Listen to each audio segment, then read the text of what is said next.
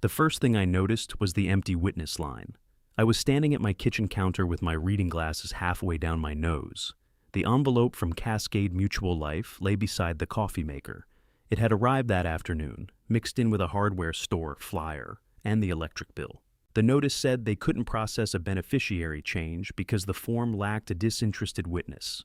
A corrected form had to reach them within 10 business days. I read that paragraph twice. Then I turned to the copy they had enclosed. My name was printed at the top. The signature at the bottom looked enough like mine to make my stomach tighten.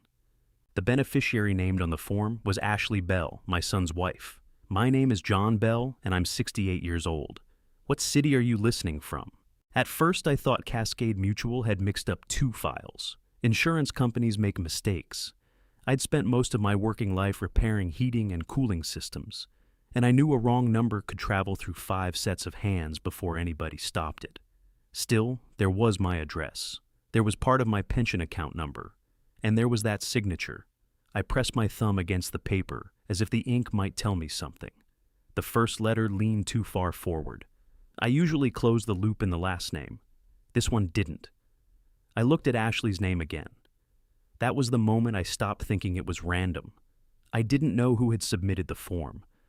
I didn't know why Cascade had accepted enough of it to send me a correction notice. All I knew was that somebody had tried to make a choice that belonged to me. To explain why I didn't immediately suspect my son, I have to go back. My wife, Lisa, died in 2022. She was 62. One morning, we were arguing about whether the kitchen cabinets needed new handles. 4 months later, I was putting her blue coffee mug in the back of the cupboard because I couldn't stand seeing it beside mine. Lisa had a habit of leaving a folded dish towel under the sugar bowl. She said it kept the bowl from scratching the counter. I thought that was nonsense, but after she died, I kept doing it. I still do. The house at 814 Miller Street got very quiet without her. For the first few months, Christopher called nearly every evening. He'd ask whether I'd eaten. Sometimes he came over with Ashley, and we'd sit at the kitchen table while she sorted through the food people had dropped off. Ashley could be helpful when she wanted to be. She labeled containers with dates. She threw away 3 jars of mustard Lisa had kept for reasons nobody understood. She even cleaned the bottom shelf of the refrigerator, while Christopher and I carried boxes into the garage. Then the calls slowed down. I didn't blame him. He was married. He had his own place and his own problems. That was what I told myself. The calls didn't stop. They just started sounding different. Dad, are you busy Saturday? Or, Dad, do you still have that long drill bit? Or, Dad, the upstairs bathroom fan is making that sound again. Christopher and Ashley lived in a duplex across town. They owned their side and rented the other half. It wasn't a bad building, but it had been put together by someone who believed caulk could replace carpentry. The first winter after Lisa died, their heat pump quit during a cold stretch. Christopher called me just before 7 in the morning. I hate to ask, he said. I was already pulling on my work boots. What's it doing? It starts, then shuts off. Ashley says she smells something hot. Turn it off at the thermostat. Don't touch anything else. When I arrived, Ashley opened the door wearing a thick gray sweater. Thank God, she said. The repair company can't come until Tuesday. It was Sunday. I found a burned wire at the contactor. I had the right connector and an old parts case in my truck. 40 minutes later, the system was running. Christopher stood beside me in the utility room. What do I owe you? Nothing. Come on, Dad. You can buy lunch. He ordered sandwiches. Ashley ate hers at the kitchen island while scrolling on her phone. You probably saved us $600, she said. It was one wire. Still. I waited for her to say, thank you. She did eventually, but only after Christopher looked at her. That should have bothered me more than it did. Instead, I felt useful. Useful was close enough to wanted back then. After that, there was always something. A leaking hose bib, a dryer vent that rattled, a bedroom door that wouldn't close, a tenant complaining that the downstairs bathroom stayed cold. I kept my tool belt on a wooden peg inside my garage. Lisa had put the peg there years earlier because she got tired of finding the belt on a dining chair. Whenever Christopher called, I'd lift it down, check the pockets, and head over. Most visits began with something broken. I noticed that. I just didn't admit what it meant. About a year after Lisa died, Christopher came to my house carrying a paper sack from a bakery. He set 2 cinnamon rolls on the table and took out his laptop. "What's this?" I asked. "Breakfast. You don't bring breakfast unless you need a favor." He laughed, but not for long. He said he'd been thinking about all the paperwork I had to manage alone. Utilities, insurance, pension statements, tax forms. He told me online accounts were easier if someone else could help watch them. "I can keep an eye on things," he said. "If you miss an email, I'll catch it. I don't miss many. I know, I'm not saying you do." He opened the Cascade Mutual website. That pension came from an annuity connected to my retirement package. It paid me every month. It also had a guaranteed period, meaning that if I died before that period ended, any payment still due would go to the beneficiary on file. At the time, my estate was listed. Lisa and I had set it up that way years earlier. After she died, I never changed it. There was no urgent reason to. The pension payment arrived on schedule, and I filed every statement in a green folder inside my locked desk. Christopher tapped the screen. "They have representative access," he said. "You authorize me, and I can view the account. I could submit correspondence if there's ever a problem. Can you make changes? Not without you." That answer was close enough to the truth that I accepted it. He turned the laptop so I could read the page. The wording was plain. He could view records and send things through his login. It didn't give him ownership of anything. It didn't make him my beneficiary. It didn't let him take the monthly payment. Only I could designate a beneficiary. I signed the authorization because he was my son, and because he'd brought breakfast, and because it felt good that he'd come over for something besides a broken appliance. That last part is hard to admit. He stayed almost 2 hours. We ate the cinnamon rolls, and I showed him how I organized my pension papers. The original folder went back into my desk. Before he left, he hugged me. "I've got you, Dad," he said. For a while, the arrangement seemed harmless. Every few months, Christopher mentioned a statement. "Your pension posted. Cascade updated its privacy notice. They changed the look of the website." I never asked how often he checked. I figured he was being responsible. Ashley became more interested in my mail around the same time. She didn't march into my house and take it. It happened in little ways. One afternoon, I came home from the grocery store and found her standing by my mailbox. Christopher was in the driveway, unloading a new light fixture he wanted me to install. Ashley held a white envelope. "This looks important," she said. "It was from Cascade Mutual. I'll take it." She glanced at the return address before handing it over. "Is that your pension company?" "Yes. Chris helps with that now, right? He can look at the account." She smiled. "That's smart. It's good to have somebody younger keeping track." I didn't like the word younger, but I let it go. Inside, I opened the envelope. It was a routine notice about electronic delivery. I put it in the green folder and locked the desk. A week later, Christopher called about their light fixture. "You forgot the little grounding screw," he said. I didn't forget it. The box wasn't threaded for that screw. Ashley says it's sitting on the counter. That's the screw that came with the fixture. I used a different one. There was a pause. "All right," he said. She was worried. "The light works, doesn't it?" "Yeah, then tell her not to take it apart." He laughed, but I didn't. That was one of the first times I felt like my competence had become something they expected and questioned at the same time. If I repaired something, it was normal. If I explained how I'd repaired it, they checked behind me. A month later, Ashley left 2 pamphlets on my kitchen table. One was about organizing important documents. The other was for a company that helped older adults manage bills and appointments. I found them after replacing the rubber seal under their upstairs toilet. "What are these?" I asked. Ashley looked over from the sink. "Oh, those." Somebody was handing them out. "Where?" "I don't remember. The pharmacy, maybe." I held up the bill management pamphlet. "You think I need this?" "No, I thought it might be useful someday. I pay my bills. I know that, John." She used my name when she wanted to sound patient. Christopher came in carrying my toolbox. "What's going on?" "Nothing," Ashley said. "Your dad thinks I'm trying to put him in a home because I gave him a brochure. I didn't say that." She folded her arms. "You're making it into something." I put the pamphlets beside her purse. "Take them with you." Christopher watched her face, then mine. "Ash, just take them." She did, but she was quiet through lunch. I went home feeling foolish. It was only paper. She hadn't accused me of anything. She hadn't asked for control. Still, Lisa used to say Ashley never pushed a door all the way open on the first try. She'd test the handle and come back later. I hadn't thought about that in years. Then the deficiency notice arrived. I stood at my counter and read every page. Cascade Mutual's letter said the attempted designation hadn't taken effect. The existing beneficiary remained unchanged unless they received a properly re-executed form within 10 business days. That gave me one clear answer. Whatever somebody had tried, it hadn't worked. It also gave me two new questions. How had a form bearing my name reached my pension account? And why did it name Ashley? My phone buzzed on the counter. It was Christopher. I almost answered. Then I looked at the copy again and let the call go to voicemail. A minute later, he sent a text. Can I stop by tomorrow? Need to talk about some paperwork. I didn't respond. Instead, I called the number printed on the back of my latest pension statement, not the number in the letter. A woman answered and confirmed that the deficiency notice was genuine. She couldn't discuss the submission details until she verified more information, but she confirmed one thing. No beneficiary change has been completed, Mr. Bell. I wrote that sentence on the hardware store flyer. Then I gathered the notice, the enclosed form, and Christopher's text.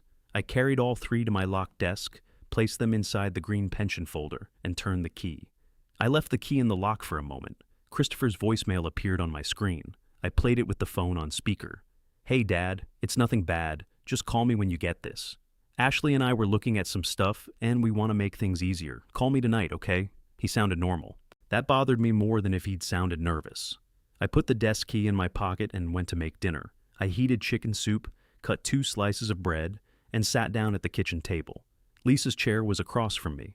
I'd stopped setting anything there, but I still looked up sometimes as if she'd answer a question. That night, I kept hearing Christopher say, Ashley and I were looking at some stuff.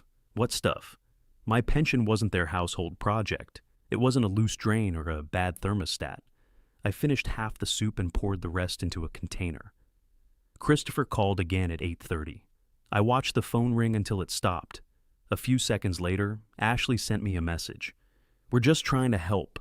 Please don't get worked up before we explain. I hadn't told either of them I was worked up. I went to bed early and slept badly. At 7 the next morning, Christopher texted that water was showing on the ceiling below their upstairs bathroom. He added that we could discuss the paperwork while I was there. I stared at the message. The ceiling mattered. A small leak could become a rotten floor if they ignored it. I knew that, and he knew I knew it. I typed, call a plumber, then I erased it. I typed, I'll be there at 9. That was our pattern. He didn't have to ask twice. Most times, he barely had to ask once. I loaded a moisture meter, a flashlight, and a small plumbing case into my truck. My tool belt was already hanging behind the seat from the previous week. I'd replaced a vent cover at their duplex and hadn't carried it back inside. When I pulled into their driveway, Christopher was waiting by the garage. Thanks, Dad. Show me the ceiling. He started toward the front door. Did you get my message about the paperwork? I got it. We'll talk after you look at this. Of course we will. He glanced at me, but he didn't say anything. The damp spot was near the downstairs hallway light. I shut off the breaker before removing the fixture. Then I went upstairs and checked the bathroom. Ashley stood in the doorway. We haven't used the shower since last night, she said. Did the water show up during the shower? I don't know. The tenant noticed it this morning. Did anyone use this sink? Probably. I opened the vanity cabinet. The bottom panel was wet near the back. A braided supply line had started leaking where it met the shut-off valve. Christopher crouched beside me. Is it bad? It's wet. Do we need to open the ceiling? Maybe not. I shut off the water, removed the line, and held it under the light. The rubber seal inside the fitting had split. You have another one? He asked. In the truck. Ashley leaned against the doorframe. I called a plumber before you got here. They wanted a service charge just to walk in. That's generally how people get paid, I said. I know, but for something this small? We didn't know it was small. She gave me a look, then stepped back so I could pass. I replaced the supply line and dried the cabinet. The moisture reading downstairs was low enough that I didn't think the ceiling needed to be opened. I told Christopher to leave the bathroom fan running and watch the stain for 2 days. He followed me into the kitchen. So that's it? That's it unless the stain grows. You saved us again. Ashley had taken out her phone. Tell me what the part cost, she said. About $12. I'll send it. You don't have to. She put the phone down without arguing. Christopher made coffee. He handed me a mug and sat across from me at the island. Ashley remained standing. I waited for one of them to mention Cascade Mutual. Instead, Christopher started talking about the downstairs unit. He wanted to replace the old baseboard heaters before winter. He asked whether I thought he could do it himself. No. He smiled. That was quick. You asked. What if you showed me? Then you'd know how to replace one heater. You still wouldn't know enough to check the wiring safely. Ashley opened a cabinet and took out a box of crackers. You could supervise him, she said. I'm retired. You supervise me all the time, Christopher said. That's because you call me after you've already taken something apart. He laughed. Ashley didn't. She looked at my mug. Do you want more coffee? I want to know what paperwork you were talking about. Christopher rubbed one hand along his jaw. It's easier if we have everything in front of us. What does that mean? There's a form we need to go over. What form? Ashley printed it. I turned toward her. She closed the cracker box. I don't have it with me. You said you were looking at stuff? We were. What stuff? Your planning documents, beneficiaries, the usual things people should keep current. My planning documents aren't in this house. No, but Chris can see the pension account. Christopher raised both hands slightly. Dad, let's not do this halfway. We'll bring the form to your place. When? This afternoon. Ashley looked at him. We have things to do this afternoon. It'll take 20 minutes. She picked up her phone and left the kitchen. Christopher watched her go. What exactly does she want me to sign? I asked. He lowered his voice. Let her explain it. I'm asking you. It's not a big thing. Then explain it. He took a drink of coffee that had to be too hot. His eyes stayed on the mug. I don't want to say it wrong. That answer sat between us. Christopher had never been good with conflict. As a boy, he'd let a friend choose the game, the rules, and which side Christopher played. Lisa used to worry about it. He's easygoing, I'd tell her. He disappears to keep other people comfortable, she'd say. Sitting in that kitchen, I finally understood the difference. I stood and carried my mug to the sink. Come by at 3. We will. I picked up my plumbing case. Christopher followed me to the front door. Dad, don't decide anything before we talk. I don't even know what you want. That's why we need to talk. Outside, I set my case in the truck. My tool belt was still behind the seat. Christopher stood in the driveway. Could you leave that moisture meter? He asked. No, I just wanted to check the ceiling tomorrow. I'll come back if it changes. You don't trust me with a moisture meter? You left my electrical tester outside in the rain. That was one time. It was my tester. He smiled as if we were joking. I wasn't. I got into the truck and drove home. There was a blue sedan parked near my mailbox. It pulled away as I turned onto Miller Street. I didn't recognize it and didn't think much about it. Then I saw Ashley's car in my driveway. She was standing beside the mailbox with a stack of envelopes under her arm. I stopped behind her car and got out. What are you doing? She turned around. Getting your mail. I can see that. It was sticking out. The mailbox door was open. Nothing had been sticking out when I left. I walked over and held out my hand. She gave me the stack. On top was a grocery advertisement. Beneath it was my water bill and a plain white envelope from Cascade Mutual. It wasn't the same envelope as the deficiency notice. This one was thinner. Ashley watched me notice it. I didn't open anything, she said. I didn't ask if you did.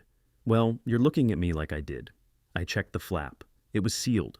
Why are you here before 3? I thought we could get this over with. Where's the form? In my car. Then why were you at my mailbox? She sighed. John, I pulled up, saw the mail, and brought it in. That's all. You were carrying it toward your car. I was getting my purse. I looked at the driveway. Her purse was visible on the passenger seat. She followed my eyes. This is ridiculous. Give me my mail when you see it. Don't collect it. I was giving it to you. You had no reason to touch it. Her mouth tightened. I thought I was helping. Ask first. She folded her arms. You never minded when Lisa handled the mail. Lisa lived here. The words came out sharper than I intended. Ashley looked away. For a second, I felt guilty. Then I looked down at the Cascade envelope in my hand. Christopher pulled in a few minutes later. He got out carrying a paper bag from the hardware store. He saw us beside the mailbox. What happened? Your father thinks I'm stealing his mail, Ashley said. I didn't say stealing. You didn't have to. Christopher looked at me. She was trying to help, Dad. I told her to ask first. All right, she'll ask. Ashley laughed once. You two can talk by yourselves. She went to her car, got in, and slammed the door. Christopher leaned toward her open window, but she started the engine. Ashley, I'm going home. What about the form? You handle it. She backed out and drove away. Christopher stood in the driveway with the hardware store bag hanging from one hand. What's in the bag? I asked. He looked down as if he'd forgotten it. New thermostat. I was hoping you could tell me if it'll work downstairs. Not today. His expression changed. It wasn't anger, it was surprise. All right, he said. What paperwork did you come to discuss? She had it. You told me you both wanted to explain. We do. Then come inside and explain without the form. He looked toward the road where Ashley had disappeared. Can we do it later? You're already here. She's upset. So am I. That stopped him. Christopher rarely heard me say anything that direct. I usually fixed the thing in front of me and went home. He placed the hardware store bag on the hood of his car. Dad, nobody's trying to take anything from you. I didn't say they were. Then what are we doing? I'm trying to find out why Cascade Mutual received a beneficiary form with my name on it. He looked at me. Not at the letter, not at the house, at me. His face went still for half a second. Then he shook his head. That's what Ashley was trying to explain. What's her explanation? I'm not doing this in the driveway. I opened the front door. Come inside. He picked up the bag again. I should go talk to her. You came here to talk to me. I know, then talk. He took 2 steps toward the house, stopped, and checked his phone. I'll come back with Ashley. When? Tonight. Maybe tomorrow morning. I could have pushed harder. Instead, I moved aside. All right. His shoulders relaxed. That told me something. He hadn't come to tell me the truth. He'd come to help Ashley get me through a conversation. Before he got into his car, he held up the hardware store bag. Can I leave this here? No. Why? Because if you leave it, I'll read the instructions, check the model, and probably end up installing it. He smiled carefully. You know me. Yes, I said. I do. He put the bag in his car. After he left, I carried my mail inside. The new Cascade envelope contained a routine statement. Nothing had changed. I put it in the green folder. Then I went into the garage and looked at the tool belt hanging behind my truck seat. I thought about every time Christopher had said, I hate to ask, knowing I'd already decided to help. I thought about how often I'd accepted lunch instead of payment, how I'd stayed after a repair because staying felt like a visit, how I'd let them call labor family time because I was afraid real family time might not come. The worst part was that I'd helped build that arrangement. I lifted the tool belt out of the truck and hung it on Lisa's wooden peg. Then I called Christopher. He answered quickly. Is everything okay? Yes. Come over tomorrow morning for coffee. With Ashley? Just you? Are we talking about the form? No, I'm asking my son to have coffee with me. He was quiet. I've got work in the morning. What time can you come? I don't know. Maybe after lunch. That's fine. Do you need help with something? I looked around the garage. For 1 second, I almost gave him a job. I nearly mentioned a shelf I could install alone. No, I said, I don't need anything. He didn't know what to do with that. Neither did I. He arrived at 1:40 with no Ashley and no hardware store bag. I'd made a fresh pot of coffee. 2 clean mugs sat on the table. I hadn't taken out a screwdriver, a tape measure, or a list of things needing repair. Christopher noticed. You really don't need anything? Sit down. He pulled out the chair across from me. I poured the coffee and pushed the sugar toward him. He took his phone from his pocket, placed it face down, then picked it up again when it buzzed. Ashley? I asked. Yeah. Does she know you're here? She knows. He typed a short response. I waited until he put the phone down. What did you want to talk about yesterday? He breathed through his nose. I thought this wasn't about the form. It isn't. It's about you. That sounds worse. Do you ever come here when you don't need something? He looked genuinely confused. I'm here now because I called you. That's generally why people visit. When did you last call me to have coffee? I call you all the time. You call about the duplex. That's not fair. Then answer the question. He leaned back. I don't keep track. I do. That wasn't completely true. I hadn't kept track until that morning. Before making the coffee, I'd opened the paper calendar beside my refrigerator. Lisa used to write appointments on it in blue ink. I still bought the same kind every January. I went back through the previous 3 months. Christopher's name appeared 8 times. 5 entries were repairs at the duplex. 1 was a delivery he needed me to accept. 1 was the morning I'd followed him to a tire shop so he wouldn't need a ride service. The last was the dinner when he and Ashley stopped by to pick up Lisa's old pressure cooker. There wasn't one visit without a task attached. I turned the calendar so he could see it. Christopher read the entries. You wrote all that down this morning? The appointments were already there. Dad, this feels like you're building a case against me. I'm asking whether you've noticed. Noticed what? That you don't come here unless something needs doing. His mouth tightened. We're adults. We're busy. So am I. You're retired. The words came out quickly. He looked sorry as soon as he heard them. I took a drink of coffee. There it is. I didn't mean you sit around all day. What did you mean? I mean, your schedule is more flexible. My time belongs to me, Chris. It isn't leftover time. I know. Do you? He looked down at the calendar again. We should have visited more. That's not what I asked. What do you want me to say? The truth would be useful. He rubbed both hands over his face. The truth is, I got used to calling when we needed help. You always said yes. You seemed happy to do it. I was. Then how was I supposed to know it bothered you? That question landed because he was partly right. I had said yes. I'd driven across town before breakfast. I'd refused payment. I'd brought spare parts from my own shelves and called them old stock. When repairs took 10 minutes, I found another thing to check so I could stay longer. It didn't bother me at first, I said. What changed? I started wondering whether the work was the whole relationship. He looked toward the kitchen counter. It's not? Then have coffee. We are. Without watching the time. He turned his phone over. 3 messages were waiting. He silenced it and placed it beside his mug. For the next 15 minutes, we talked about ordinary things. He told me his truck had developed a vibration above 50 miles an hour. I didn't offer to inspect it. He caught himself before asking. I told him I'd been walking near the river in the mornings. He asked how far I went. It was awkward, but it was a real conversation. Then his phone started ringing. He looked at the screen. You should answer, I said. It's Ashley, I assumed. He let it ring twice more, then picked up. Hey. I could hear her voice, though not the words. I'm at Dad's. More talking. No, we haven't. He glanced at me. I know. All right. He ended the call. She's coming over. I asked you to come alone. She says we need to settle the paperwork today. She can wait. There's a deadline. I set my mug down. What deadline? He looked irritated with himself. It's on the notice. How do you know what the notice says? He paused. You told me about it yesterday. I said Cascade received a beneficiary form. I didn't mention a deadline. Ashley looked it up. How would she know which notice I received? Those forms have standard deadlines. Is that what she told you? Dad, it's a simple question. He stood and walked to the sink, though his mug was still half full. You're looking for traps in everything I say. I'm looking for a straight answer. We'll explain when she gets here. That's what you said yesterday. He stayed by the sink with his back to me. I went to the desk and unlocked it. I removed the deficiency notice but left the enclosed form inside. Then I returned to the table and placed the first page in front of him. Read the deadline out loud. He didn't move. Why? I want to hear it. He leaned over the page. Properly re-executed form due within 10 business days. How many days are left?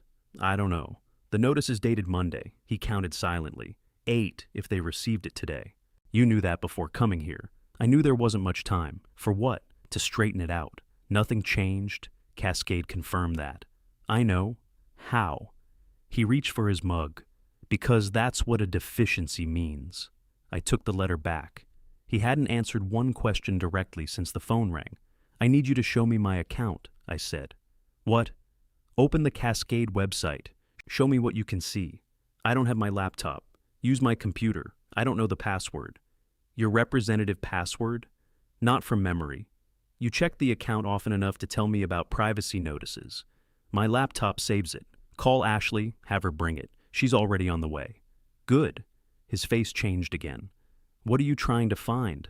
I want to see what access I gave you. You know what access you gave me. I knew 3 years ago. You can look at statements and messages. You can't touch the money. That's not what I asked. He pushed his chair back. Then call Cascade. I will. That was my first deliberate move. I didn't call the number on the deficiency letter. I used the number printed on my pension statement again. I put the call on speaker and worked through the recorded menu. Christopher remained standing. A representative answered. She verified my name, address, birth date, and a security question. Then I explained that I'd received a deficiency notice for a beneficiary form I hadn't signed. Her tone became careful. I can confirm the requested change is incomplete and has not taken effect. Can you tell me how the form reached you? I can't disclose account activity details through this call. That requires an authenticated review. I've authenticated myself. For general account information, yes. Submission records require additional review. Christopher looked relieved. I kept going. Can someone with representative access change my beneficiary? No. A representative may view records and submit correspondence, but only the participant may designate a beneficiary. Could a representative submit a beneficiary form? There was a pause. A representative can upload correspondence for review. That doesn't make an incomplete or unauthorized form valid. That wasn't my question. I understand, Mr. Bell. I can't discuss the source of a specific submission on this call. So somebody could upload a form, but it still needs my signature and a witness. A beneficiary designation requires the participant's properly witnessed signature, and the current designation hasn't changed. That is correct. What happens after the 10 business days? The deficient request closes if a corrected form isn't received. Does my existing beneficiary stay in place? Yes. I looked at Christopher. He looked away. The call had given me something useful. The problem wasn't a computer mixing up names. A real form had reached a real account process. Someone with a way to send correspondence could put it in front of Cascade. The representative couldn't tell me who had done it. I thanked her and ended the call. Christopher sat again. See, he said, nothing changed. Somebody tried. You don't know that. I know I didn't fill out the form. It could have been prepared ahead of time. By whom? Before he answered, Ashley's car pulled into the driveway. She walked in without knocking. A clear plastic folder was tucked under her arm. Her eyes moved from the phone to the deficiency notice. You called them? Yes. You should have waited. It's my pension. I know that. She sat beside Christopher and opened the plastic folder. Inside was a fresh beneficiary designation form. My name and account information were already typed in. Ashley's name appeared in the beneficiary section. The signature and witness lines were blank. She turned it toward me and placed a black pen on top. There, she said. This is all they need. I didn't touch the pen. Why is your name on it? Because it makes sense. To whom? To all of us. She glanced at Christopher. He nodded once. Ashley folded her hands. Your estate is listed right now. That means paperwork, delays, and expenses. If you name me directly, the remaining guaranteed payments stay with the family. They're already going to my estate. That's not the same. It's my estate. You know what I mean? No, explain it. She shifted in her chair. If something happens to you, Chris and I will be the ones handling everything. Why create more work? Christopher leaned forward. This is what we wanted to explain. It simplifies things. Why Ashley? He looked at her. She answered for him. Because I handle our household finances. That doesn't make my pension part of your household. Nobody said it was. The form does. Her voice became softer. John, you're reacting to the wording. This isn't about taking money from you. Nothing changes while you're alive. That's supposed to reassure me? It should. I picked up the replacement form. The boxes were clean. The font matched the enclosed copy from Cascade. Whoever prepared it had copied the same beneficiary information. I placed the two forms side by side. The first one carried a version of my signature. The replacement waited for the real thing. Who signed this one? I asked. Ashley didn't look down. It's probably a processing copy. It's on the signature line. Maybe you signed something and forgot. Christopher said my name quietly. Dad. I looked at him. Did I sign this? He held my eyes for a moment. I don't know what you signed. That was an answer, just not to the question I'd asked. I took a blank sheet from the printer. Then I signed my name 3 times. My hand moved the same way it always did. The capital J stood upright. The loop and bell closed. I put those signatures beside the one on the submitted form. Christopher stared at them. Ashley barely glanced. Signatures change, she said. Not 3 times in 1 minute. You're proving my point. What point? That you're making this harder than it needs to be. I slid the replacement form back across the table. I'm not signing it. Ashley's face went flat. Christopher reached for the paper. Maybe we should all cool down. I'm calm. Then think about it. I have. You just saw it. I saw enough. Ashley stood. If you let the deadline pass, don't blame us when your estate turns into a mess.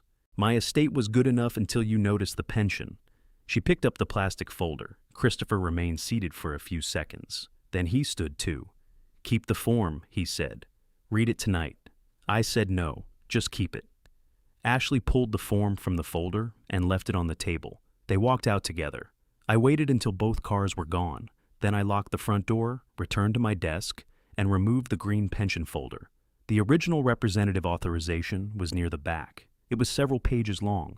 I'd only studied what Christopher could do when I signed it. I hadn't paid much attention to how the arrangement ended. I carried the authorization to the kitchen, switched on the lamp, and began reading from the first line. On the second page, I found a section called Term and Revocation. The first sentence said the authorization stayed active until I ended it. The second said I could revoke it at any time by notifying Cascade Mutual. Once they received and confirmed my request, the representative's access ended immediately. No waiting period. No approval from Christopher.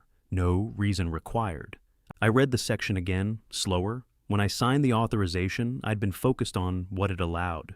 View records, receive information, submit correspondence. I hadn't considered how to take those permissions back. I found a yellow highlighter in the desk drawer and marked the paragraph. Then I turned to the signature page. My signature there looked like my signature. Upright J closed loop in Bell. Christopher's signature appeared below mine, acknowledging the limits of his role. One line stood out. The representative was not authorized to make participant elections. I highlighted that too. The beneficiary form was an election. It wasn't a question, a request for information, or a letter asking Cascade to correct an address. Somebody had used access meant for helping me to place a decision in my file. I still couldn't prove who. Christopher had avoided every direct question. Ashley had shown up with a corrected version. That gave me a strong suspicion, but suspicion wasn't the same as knowing. I made copies of the two highlighted pages. The originals went back into the folder. Then I took Ashley's replacement form and placed it in a separate envelope. I wrote the date on the front. That was something Lisa used to do. If a repair company left an estimate or a doctor gave her instructions, she wrote the date on it before putting it away. You remember the day now, she once told me. You won't remember it 6 months from now. She was right about that. I locked the folder in the desk and took the copy of the authorization to the kitchen. Cascade Mutual's telephone office was closed for the day. I could have left a message, but I wanted a person. I wanted to hear exactly what the revocation language meant. The next morning, I called when they opened. After the usual questions, I told the representative I needed an in-person review of disputed account activity. She asked whether I was reporting identity theft. I don't know yet. Do you recognize the proposed beneficiary? Yes. Do you recognize the signature? It resembles mine, but I didn't sign it. She was quiet for a moment. Please don't submit a corrected form while the matter is under review. I wasn't planning to. She gave me the date of an open benefits clinic at Central Washington Trades Hall. Cascade Mutual used a consultation room there twice a month for retirees who preferred handling account issues face-to-face. The next clinic was before the 10-business-day deadline. I'd like to attend, I said. You don't need an appointment, but I can note your account for a document review. Do that. She asked what records I wanted reviewed, the attempted beneficiary form, and my representative authorization. Do you want to remove the representative now? I looked at the highlighted copy beside me. Can I do that at the clinic? Yes. A claims examiner can verify your identification, provide the revocation form, and process it during the consultation. Does the representative have to agree? No. Does he have to be notified first? No. Cascade will issue confirmation after the access is terminated. That was the answer I needed. I wasn't trapped in the arrangement. I had put Christopher's name on it, and I could take his name off. I asked one more question. Will the examiner be able to tell me how the beneficiary form was submitted? She can review the account record with you after verifying your identity. Can my representative attend if you invite him? The representative noted the account and told me to bring photo identification, the deficiency notice, and any relevant copies. Before ending the call, she gave me the examiner's name, Valerie Gardner. I wrote it on the calendar. For the first time since opening the deficiency notice, I knew what I was going to do next. I would go to the clinic. I would have Cascade tell me, in person, what had happened inside my account. If Christopher had a harmless explanation, he could give it there. If he didn't, I no longer had to leave him in a position to repeat it. I didn't tell him about the revocation section. That wasn't revenge. It was caution. He'd had several chances to answer me in my kitchen. Each time, he'd look toward Ashley or his phone. I wanted one conversation where nobody could change the subject to a leaking pipe. Around noon, Christopher called. Ashley says you kept the form. It's here. Are you going to sign it? No. Did you at least read it? Yes. What's the problem with it? The beneficiary. He let out a tired breath. Your estate is just a legal container. It's my legal container. You know Ashley would make sure everything was handled. That isn't the point. What is the point? I didn't choose her. He was silent. I continued. I'm going to the Cascade Mutual Benefits Clinic. When? I told him. Why would you do that? To review the account. We already know what happened. I don't. You know the form wasn't completed. I don't know how it got there. Another silence. Then he said, This is getting bigger than it needs to be. That depends on how the form got there. What are you going to tell them? The truth. You're going to make it sound like somebody tried to steal from you. I haven't used the word steal. Ashley thinks that's what you're implying. I'm asking about a signature. He lowered his voice. Dad, please. Let the deficient form expire. Don't sign the new one if you don't want to. We'll drop it. That was the first time he had offered to let the matter go. 2 days earlier, they'd been worried about the deadline. Now that I intended to speak with Cascade in person, he wanted the clock to run out quietly. I'm still going. Why? Because a form I didn't sign reached my account. You don't trust me? I asked you if I signed it. You said you didn't know. I wasn't there when it was signed. Where was it signed? He corrected himself too late. I mean, I don't know if it was signed. I don't know what that copy represents. Then the clinic can explain it. Don't invite Ashley. I intend to. Why? Because her name is on the form. He muttered something I couldn't hear. What did you say? I said, this is going to be a disaster, only if somebody lies. I ended the call before he could turn it back into an argument. That afternoon, I put fresh batteries in my small document scanner. I scanned the deficiency notice, the incomplete beneficiary form, and my copy of the representative authorization. The files went onto a thumb drive. The paper copies went into a plain brown envelope. I wrote Cascade Clinic on the front. Those copies didn't solve anything. They only made sure I wouldn't arrive depending on Christopher's laptop or Ashley's plastic folder. At 4, Ashley came to the house alone. I saw her through the front window. She had the same clear folder under one arm. I opened the door but didn't step aside. Can I come in? What do you need? We need to finish our conversation. I finished it. You refused before you understood. I understand who you want named. That's not all. What else? She looked past me toward the kitchen. Can we not do this on the porch? You can say it here. She pressed her lips together. Chris told me you're going to some public clinic. It's a private consultation at an open clinic, at a trades hall where everybody sits around waiting together. I've sat in that hall before. That isn't the point. What's the point? The point is you're going there with a story that makes us look dishonest. I haven't told anyone a story. You reported disputed activity. I hadn't told Christopher the exact words I used with Cascade. That meant he knew more about my account contacts than he'd admitted, or Ashley was guessing very well. How did you know that? She blinked. Chris can see the account notes. There it was. Representative access didn't just let him help with statements. It let him watch what I did after I questioned him. What did the note say? I don't remember the exact wording.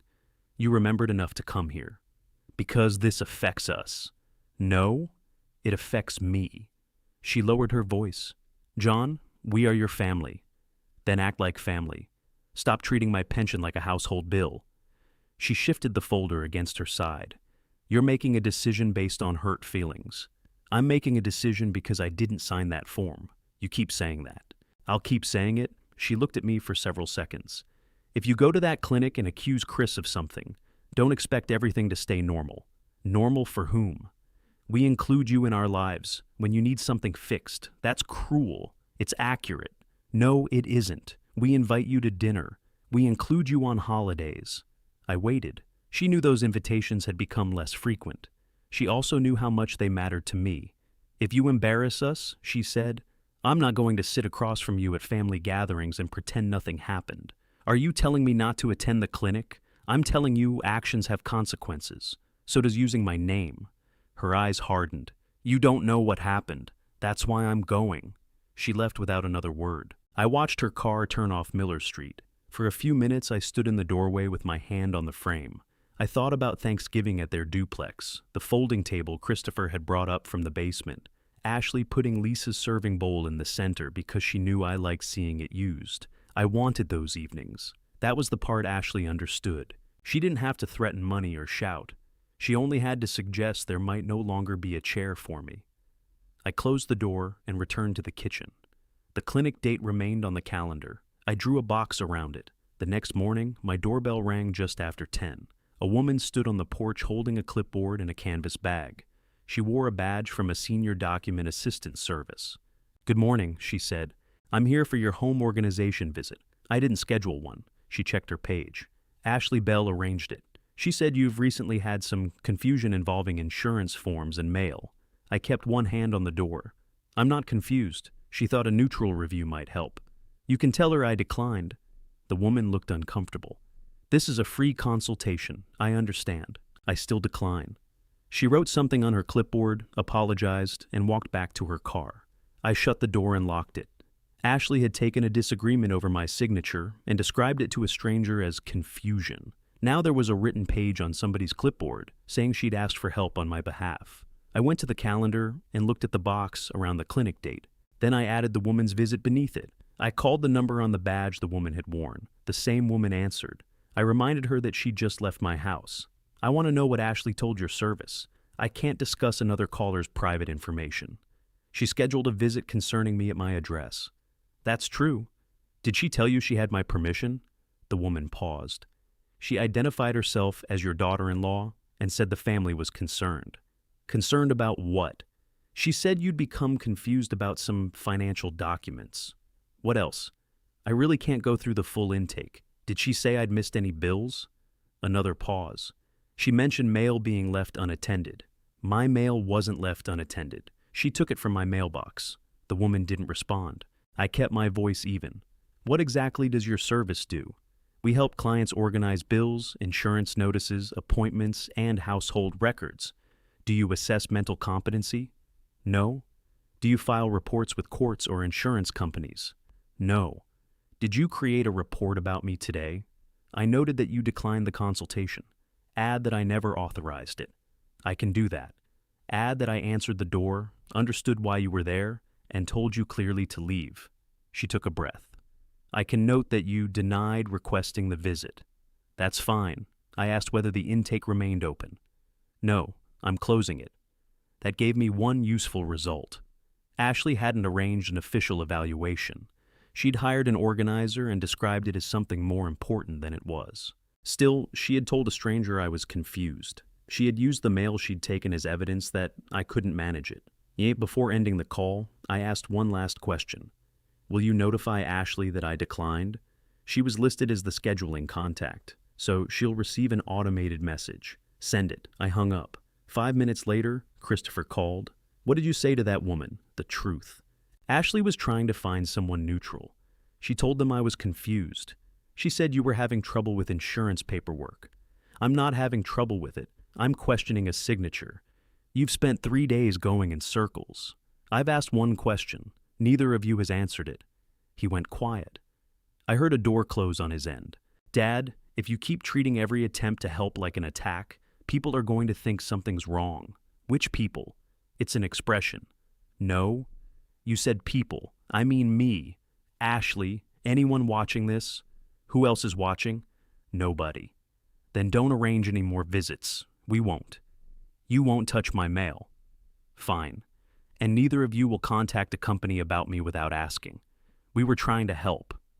Ask first. He sighed. Fine. I waited. Say it clearly. Dad, we won't schedule anything else without asking you.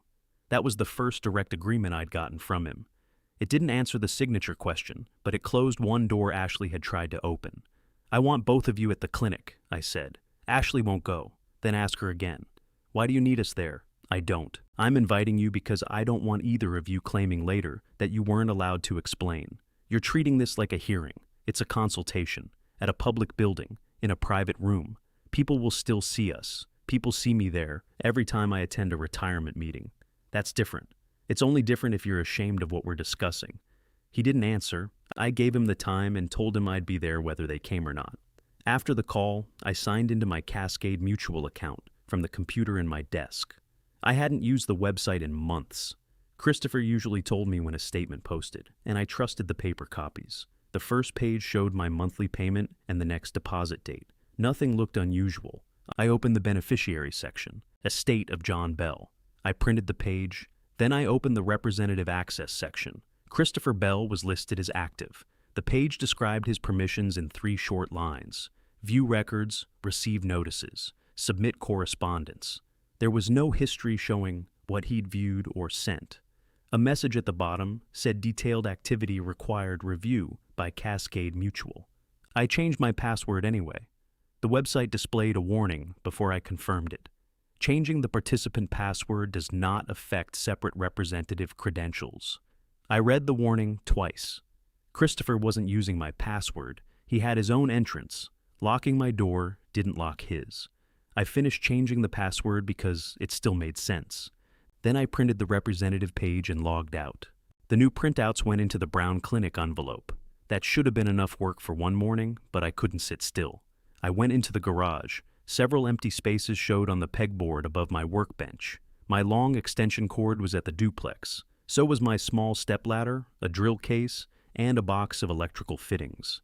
I'd left them there because carrying everything back and forth seemed foolish. Now it felt different. My tools had become part of their house. So had my time. So had the pension access. Every arrangement had started as convenience. I sent Christopher a message. "I'm coming by for my tools." He replied almost immediately. "We're not home. Tomorrow?" The side utility door to the duplex had a keypad. Christopher had given me the code because I often arrived before he did. I typed another message. "I can get them from the utility room. Is that okay?" He waited several minutes. "Yes. Don't go into the office. Ashley has work papers out." I hadn't mentioned the office. I put my phone in my pocket and drove across town. The side door opened with the same 4-digit code. I stepped into the utility room and turned on the light. My extension cord hung on a nail. The stepladder stood behind the furnace. The drill case was beneath a shelf with my box of fittings on top. I began carrying everything to the truck. On my second trip, I noticed a whiteboard mounted beside the utility room door. Christopher used it to track maintenance jobs. Upstairs, sink line was crossed out. Below it were 3 other items. Downstairs, baseboards, Dad. Gutter over garage, Dad. Dryer vent, Dad. No dates, no questions, just my name. I took a picture with my phone. Then I erased nothing and touched nothing. I carried out the drill case. When I returned for the ladder, Ashley was standing in the utility room doorway. She still wore her work clothes. Her keys were in one hand. "What are you doing here? Getting my tools?" "You let yourself in?" Christopher said I could. "You could have waited. He said it was okay." Her eyes moved to the empty spaces near the furnace. "Why are you taking everything?" "Because it belongs at my house. We use that ladder. Then buy one." She looked at the whiteboard. "You took a picture." "Yes." "Why?" "I wanted to remember what was written. It's a maintenance list. It's a list of jobs assigned to me. They weren't assigned. My name is beside each one. That means Chris was going to ask." He wrote the answer before asking. She reached for the eraser. "Don't make this into something. I didn't write it." She wiped my name from the baseboard line. "Happy? It wasn't about the ink. Then what do you want?" "My tools." I folded the stepladder. She moved aside but followed me to the driveway. "You're punishing us over a form that didn't even work." I stopped beside the truck. "How do you know it didn't work?" "Because Cascade sent the notice." "To me, Chris has access." "Exactly." Her face tightened. "You gave him access?" "I did. You asked him to help." "I did. And now you're acting like he broke into your account." "I haven't said what he did. You don't have to." "You're taking pictures, calling services, and building a file." "I called a service you sent to my house. She was there to organize papers. You told her I was confused." "You are confused." She said it without raising her voice. The words sat there. I placed the ladder in the truck and closed the tailgate. What am I confused about? You think we're trying to take your pension. You still receive every payment. I never said you were taking my monthly payment. Then why are you doing all this? Because somebody used my signature. Maybe you signed it. I didn't. You're sure of everything now. Yesterday you needed help understanding the form. I never asked for help. You don't ask. That's part of the problem. I looked at her. She continued before I could speak. You let things pile up. You don't answer calls. You leave mail hanging out. Then when we step in, you get defensive. My bills are paid. That isn't the only measure. What else have I failed to do? She shook her head. I'm not having this conversation in the driveway. That line must run in the family. She opened her car door. Don't come Sunday. I knew what she meant. They had planned dinner. No special occasion, just one of the few invitations that didn't involve work. Is Christopher asking me not to come? I am. It's his house too, and I'm his wife. She got into the car. Before closing the door, she looked toward the truck bed. You can take your tools, John. Just don't pretend you're the only person losing something. I drove home without responding. Christopher called twice before I reached Miller Street. I didn't answer while driving. When I parked, he sent a message. Why did you upset her? I unloaded the tools one at a time. The extension cord went on its hook. The drill case went under the bench. I set the stepladder beside the garage wall. Then I called him. Your wife told me not to come Sunday. She's angry. Are you telling me the same thing? I'm asking everyone to calm down. That isn't an answer. He was quiet. Finally, he said, maybe dinner isn't a good idea right now. All right, don't say it like that. How should I say it? I'm not choosing sides. You just chose whether I'm welcome in your house. It's one dinner, I know, he breathed out. Are you still going to the clinic? Yes. Then I guess we'll talk there. Are you coming? I said, I guess we'll talk there. He ended the call. I stood in the garage with my phone in my hand. On the pegboard, every tool was back where it belonged. That small order felt good until I went inside and saw Sunday dinner still written on the calendar. I crossed it out. Then I opened the brown envelope and added the picture of the whiteboard to the other records. It had nothing to do with the beneficiary form, and I knew that. It proved no financial wrongdoing. It showed me something else. They had stopped asking because I had taught them my answer would always be yes. I put the envelope away. A new message from Ashley appeared on my phone. Since you're documenting everything, we should all sit down and discuss whether you're still comfortable managing things alone. I read it once. Then I took a screenshot, wrote the time beneath her consultant visit on the calendar, and left both messages unanswered. Christopher came over the next morning. He didn't call first. I saw his truck pull up while I was washing my coffee mug. He stood on the porch holding a large white envelope. Can I come in? Are you alone? Yes. I opened the door wider. He walked into the kitchen but didn't sit. The envelope stayed under his arm. Did Ashley send you? She knows I'm here. That wasn't my question. We talked about it. Did she send you? She asked me to bring something. He placed the envelope on the table. What is it? I want you to understand this isn't a threat. That usually means it's a threat. It's information. I opened the flap. Inside was a printed court form. The title referred to a petition for a protective arrangement. Several pages followed, including sections about an adult's ability to manage finances and make decisions. My name was typed in the first box. Ashley's name appeared under proposed petitioner. The form wasn't signed. It had no court stamp or filing number. I looked at Christopher. What is this? She downloaded it. I can see that. She's worried about my ability to manage my pension, about the whole situation. What whole situation? You're not acting like yourself. I turned the first page around so he could see my name. Did you help her fill this out? It isn't filled out. My name is on it. That's basic information. So is hers. He pulled out a chair and sat. She wanted to understand the options. For taking over my decisions? No one is taking over anything. Then why bring it here? Because you won't listen when we talk. I listened, then I said no. That isn't the same as listening. It is when the decision is mine. He looked toward the desk.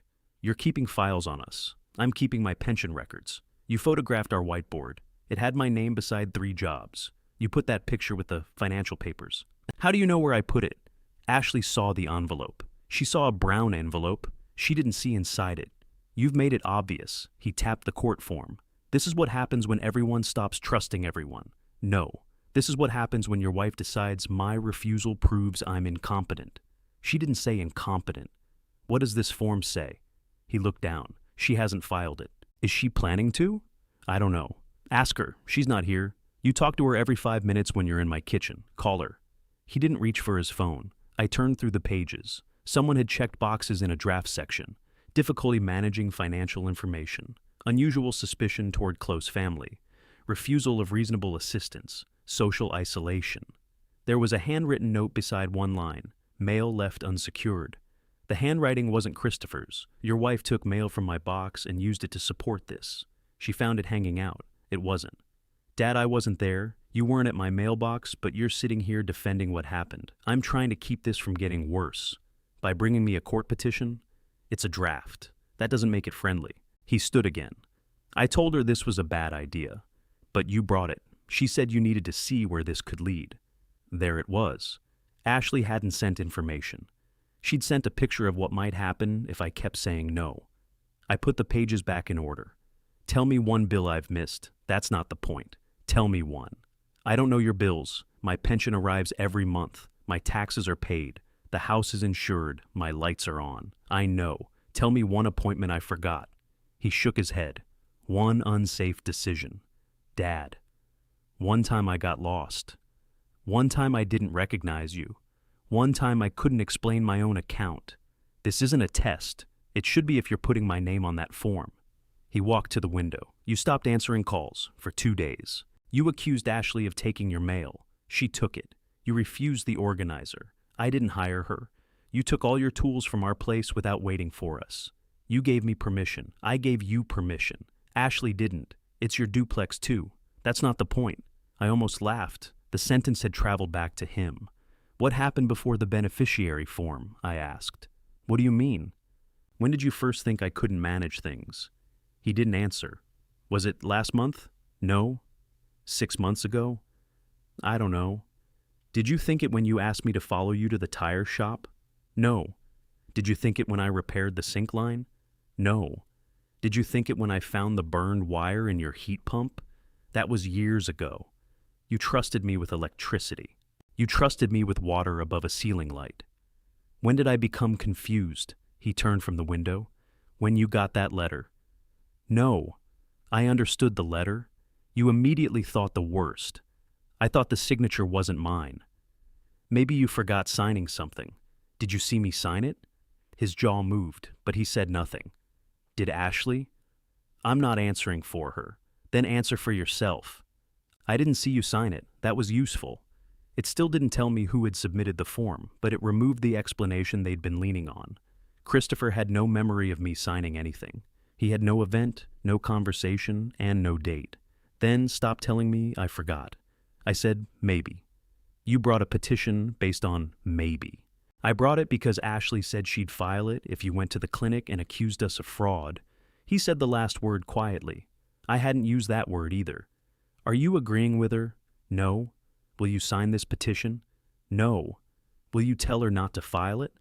I already have. What did she say? She said, I'm protecting you because I feel guilty. The room went quiet. Guilty about what? He looked at the table, about letting things get this far. What things? All of it. The arguments, the form, the way she talked to the organizer. He was collecting different answers around the one I wanted. I pointed to the petition. Take this back. You should keep it. Why? So, you know what she's considering. I know. Dad, she's angry. Give it a few days. The clinic is in a few days. Cancel it. No. If you go, she may file this. Then she can put her claims in writing. You don't want that. Neither does she. He sat down again. You think because it isn't true, it can't hurt you. I didn't say that. Once people start asking whether you're capable, everything looks different. Not answering your phone looks different. Getting angry looks different. Keeping notes looks different. Is that what you believe? I'm telling you what Ashley believes. You're carrying her papers and repeating her words. At some point, they become yours. He stared at the tabletop. I could see the boy Lisa had worried about. He was still trying to make the louder person comfortable. The difference was that he was using me to do it. I changed the utility door code, he said. I hadn't expected that. All right. Ashley didn't feel comfortable knowing you could enter. She knew I had permission. She still wants the code changed. You already changed it. Yes. When? This morning. He watched my face. That code had been given to me for repairs. It wasn't a house key. I had no right to keep access once they withdrew permission. Still, hearing it was gone hurt. For years, I'd walked through that side door carrying tools. Christopher would call from another room, we're upstairs, and I'd let myself in. Now I wasn't welcome at Sunday dinner, and the door code had changed. I won't ask for the new one, I said. I'm not trying to shut you out. You changed the lock. It's a code. You changed my access to your home. He looked at the representative authorization on the counter. I saw him make the connection. Are you planning to remove my access? He asked. I didn't answer. Dad. I'm planning to review it. At the clinic? Yes. He stood. If you do that without talking to us first, Ashley will see it as a declaration of war. It isn't her account. She's my wife. What affects me affects her. That works both ways. What does that mean? It means what she asks you to do to me becomes your responsibility. He picked up the petition. I stopped him. Leave it. You said take it back. I changed my mind. Why? Because it has my name on it. He let go of the envelope. Don't use it against her. I don't need to. It isn't filed. Then why keep it? To remember what you brought into my kitchen. He went to the door. Before leaving, he turned around. I do care about you. I know. You don't sound like you know. I know you care. I also know caring hasn't stopped you. He opened the door. From what? I looked at the envelope. He left without waiting for an answer. The cost became clear after the truck disappeared. I had lost more than dinner. I had lost ordinary entry into my son's home. I had also lost the easy version of him I'd kept in my head. That version always meant well. That version only needed time. That version would eventually choose the right thing if I stayed calm and useful. The man who had just left knew the petition was wrong. He brought it anyway. I locked the door and returned to the table. For several minutes, I looked at the blank signature line beneath Ashley's name. Then I put the petition in the brown envelope. Until that morning, I'd been trying to prove I hadn't signed the beneficiary form. I wanted Cascade to correct the record. I wanted Christopher to admit what he knew. Part of me still wanted him to say this had all been a misunderstanding so we could return to normal. Normal was the problem. Normal meant Christopher watched my pension account while Ashley decided what should happen to it. Normal meant I repaired their house to earn a place at their table. Normal meant every boundary could be described as confusion. Letting the deficient form expire wouldn't fix that. Even proving the signature wasn't mine wouldn't fix it. The access had to end. I went to the cabinet above the refrigerator and took down the bottle of bourbon Lisa had bought for my retirement dinner. There wasn't much missing from it. I poured one glass. No toast, no speech. I carried it to the desk and opened the pension folder. Beside the highlighted revocation section, I wrote one sentence. Sole control, whether they apologize or not. I drank the bourbon slowly, washed the glass, and put it away. Then I called Cascade Mutual and confirmed that my clinic note still requested review of both the beneficiary submission and the representative authorization. After the call, I placed my photo identification in the brown envelope. The goal was no longer to get my old place in the family back. It was to stop needing their permission to keep my own. The next morning, I removed the picture of the whiteboard from the brown envelope. It was true, but it wasn't relevant to Cascade Mutual. Neither were the canceled dinner, the changed door code, or the list of repairs. I put those things in a separate folder. The clinic envelope held only the deficiency notice, the submitted beneficiary form, the replacement Ashley had brought, the current beneficiary page, and the representative authorization. I added a sheet with 3 questions. How was the incomplete form submitted? Who had access to submit it? How do I end representative access? Then I locked the pension folder in the desk. At 10, I drove to Central Washington Trades Hall. The building sat behind a wide parking lot with faded white lines. I'd attended safety meetings there while I was still working. The carpet inside was brown, and the lobby smelled faintly of coffee no matter what time of day you went. A bulletin board near the entrance listed training classes, retirement meetings, and the Cascade Mutual Clinic. I copied the clinic hours onto a notepad. A folding table had been set up near the meeting room doors. A sign explained that participants could reserve a consultation time or attend as walk-ins. I filled out a request card, name, account type, reason for visit. I wrote disputed beneficiary submission and representative authorization review. A trades hall employee collected the card. She checked a printed schedule and told me Valerie Gardner had an opening just after 11 on the clinic date. Can I reserve it? Yes. Will the discussion be private? The consultation tables have partitions. Other people may be waiting in the main area. That's fine. Are you bringing anyone? My account representative and his wife may attend. She added 2 guest spaces to the card. Bring identification, she said. Anyone joining you will need identification too. She handed me a copy showing the date, time, and Valerie's name. That small piece of paper mattered. I no longer had to wonder whether Christopher would choose a convenient time or whether Ashley would delay until the deficiency period expired. The review had a place and a time. I had arranged it myself. I stood in the consultation room doorway for a moment. 6 tables were spaced along the walls. Each had a gray divider around 3 sides. The waiting chairs remained in the open center of the room. It wasn't a courtroom. It wasn't a stage. It was a room where people reviewed retirement paperwork. That was exactly what I wanted. On my way home, I stopped at the post office and bought a book of stamps. I didn't need them for Cascade. I simply wanted to handle an ordinary errand without turning it into evidence of anything. At home, I photographed the appointment card. Then I sent the picture in a group message to Christopher and Ashley. I've reserved this consultation. You're both invited. Bring identification. I won't discuss the beneficiary form again before the review. Christopher called within a minute. I let it ring. He called again. I sent one response. Please reply in writing if you're attending. He typed for several minutes. Why are you refusing to talk to your own son? I answered. I've asked my questions. You chose not to answer them. His reply came quickly. I don't want this turned into some public accusation, I wrote back. Then tell the truth when we review the account. The typing indicator appeared and disappeared 3 times. Finally, he sent one word. Fine. Ashley didn't respond. I made lunch and went outside to trim the low branches beside the garage. A small branch had been rubbing against the gutter whenever the wind came from the west. I set my stepladder on level concrete and checked both locks before climbing. Halfway through the job, Christopher pulled into the driveway. He got out and stood beside the truck. What are you doing? Trimming a branch? I can see that. Why didn't you call me? Because I know how to use a pruning saw. He walked over and held the ladder. You shouldn't be up there alone. I'm 4 feet off the ground. That's how people fall. So is distracting them. He tightened his grip, but stopped talking. I cut the branch, lowered it, and climbed down. Christopher took the saw from my hand. I could have done that. I know. Then why didn't you ask? Did you come here to help with the tree? No. Then why are you here? He looked toward the house. I want to talk without Ashley. I invited you for coffee without Ashley. You spent half the visit avoiding my questions. That was different. How? I didn't know you were planning to revoke anything. I looked at him. He realized what he'd said. I didn't say I was revoking anything. You asked Cascade how. How do you know what I asked? There's a review note on the account. He handed the saw back to me.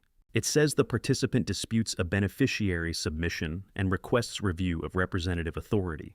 Can you see the appointment time? No. Can you see my questions? No. Can you see the documents I'm bringing? No. He shook his head. Listen to yourself. I'm learning what you can see. You're testing me. I'm checking my own account. You wanted me to monitor it. I wanted to help with notices. I didn't expect you to use the account notes to follow my calls. I didn't follow anything. The note was right there. And you drove over as soon as you saw it, because you won't answer the phone. I asked for a written reply.